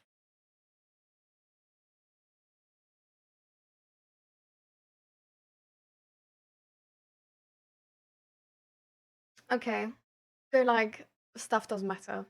I mean, I understand that, right? But this is exactly the thing. But because then stuff doesn't matter, and life only is worth and matters to the extent you make it matter. And being emotionless will put you in a position where you're emotionally unavailable to the people around you, right? So that makes you a bad friend as well. That makes you a person where intimate relationships are really hard. Like for me, I also grew up with verbal abuse, and I tried to be emotionless. And living in a household where you suffer from verbal abuse, being emotionless makes a lot of sense, right? Like we can understand why that is your wish, right? Because if you don't have emotions, the verbal abuse will not hurt you anymore. At the same time, once you get out of that household and are meant to connect with normal people in normal situations where verbal abuse isn't there, you just can't really connect with them. Because to connect with other people, we use our emotions. So essentially, at home with verbal abuse, you disconnect on purpose because that's going to keep you safe. But if you lose the ability to connect to others, you're going to feel lonely. You're going to have troubles making friends. You're going to have troubles connecting to yourself, knowing what you actually really want and what you don't want, knowing in which direction in life you want to go and which you don't, giving your life meaning and purpose and, something that matters. And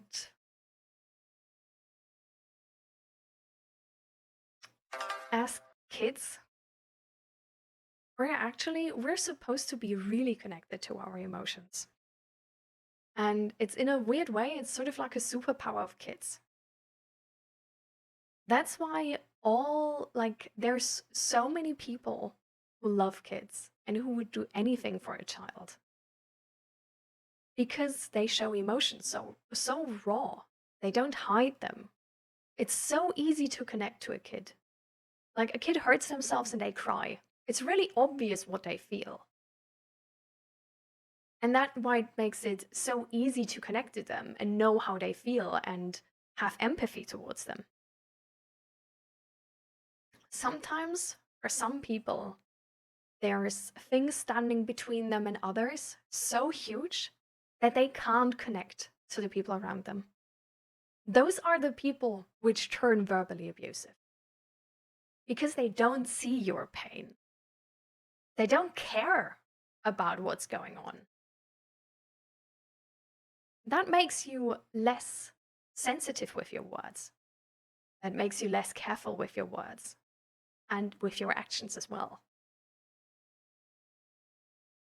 So in a way, this is actually probably why your dad ended up the way he did. Why he gets angry and can't really regulate his own emotions. And then just lets it out on other people. Like you.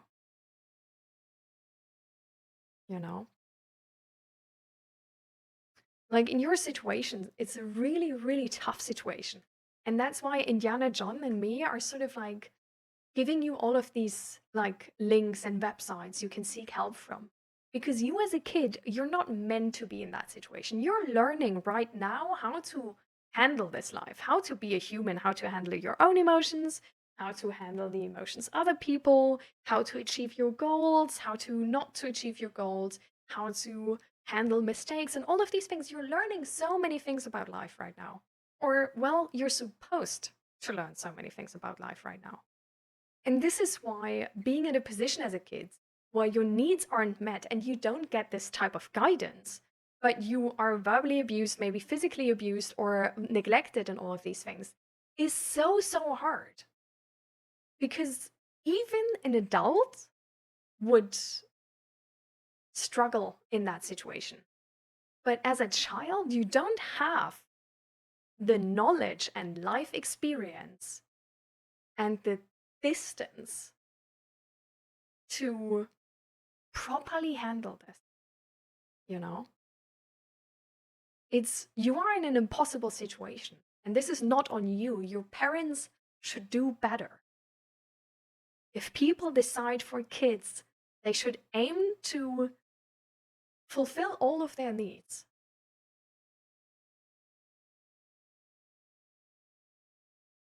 And this is why you should get support and why you shouldn't have to handle this on your own. Because in your position, you have a loyalty conflict.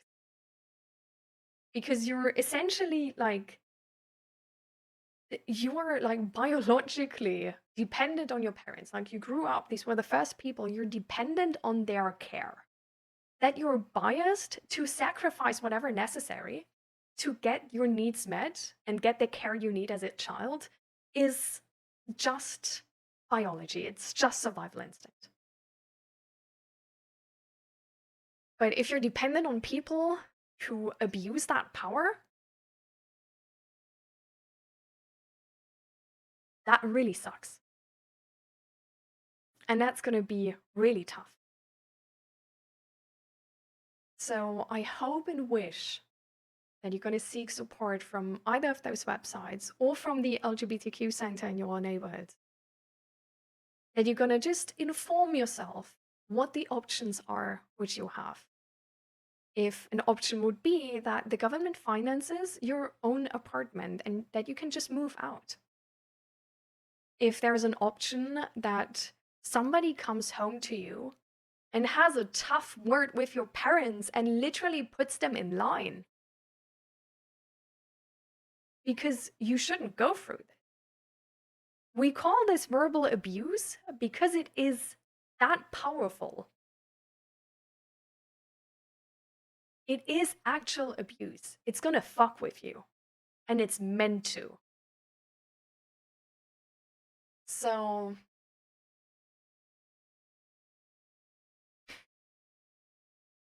I really hope you don't try to handle this alone. Because you're essentially like a level 1 player in a game, and you're trying to fight the end boss. You know?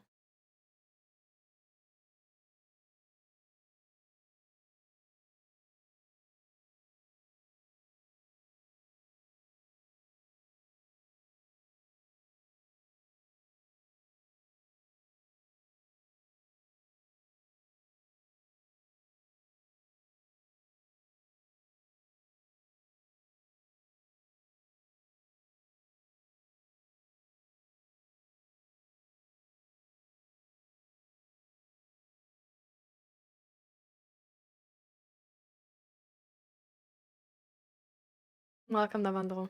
And thank you so much for your sub. Welcome to the stream.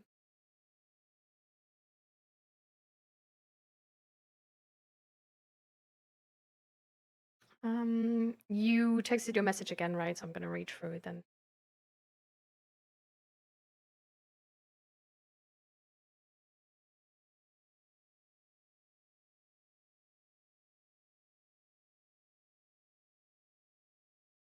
Basically, I was in another chat apologizing for being short-tempered to someone, and another viewer jumped on me and mocked me for apologizing.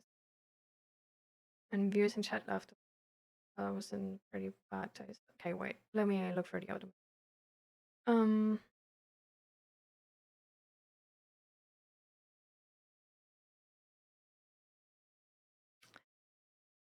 That's really good. Yeah, no, Jay. I don't like. Don't worry. I think you're like on the right track there. This is not a sign of weakness or something. Like I don't even know. Like I don't even understand the answer from them. Like the context, how this connects to like somebody saying sorry for being short-tempered to somebody, and then them like mocking you and laughing is a thing where like I'm really unsure if they actually understood what you were saying. Because like how does that make sense? That answer.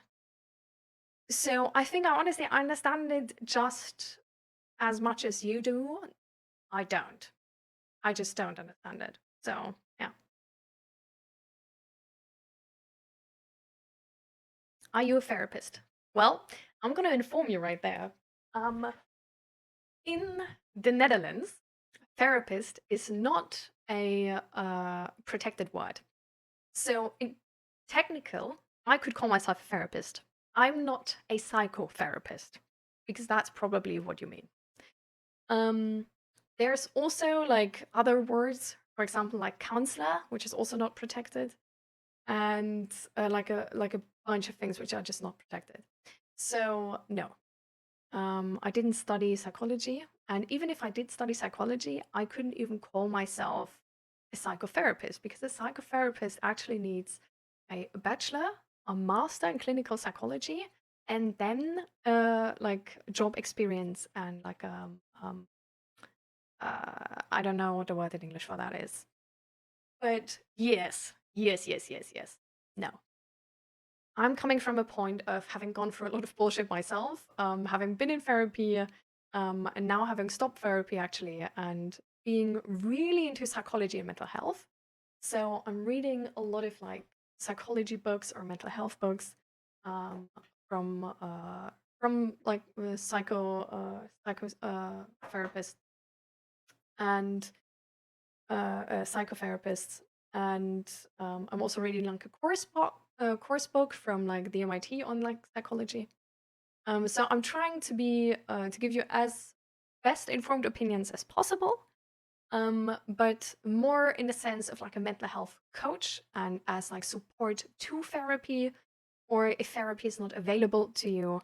But if therapy is available to you just because this is an online setting with a group on one end and one person on the other end, and I'm not having any cameras on you guys, this will anyway already never match what therapy can do if you find a really good psychotherapist.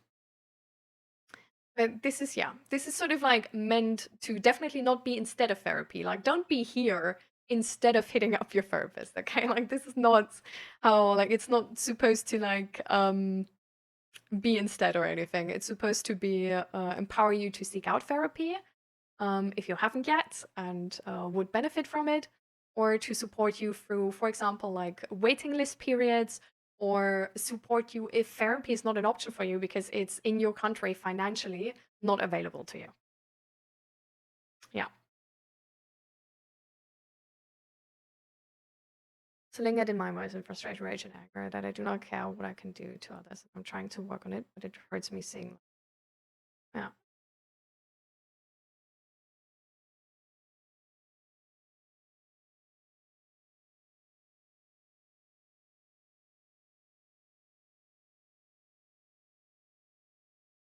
I've escaped corporation capitalistic slavery.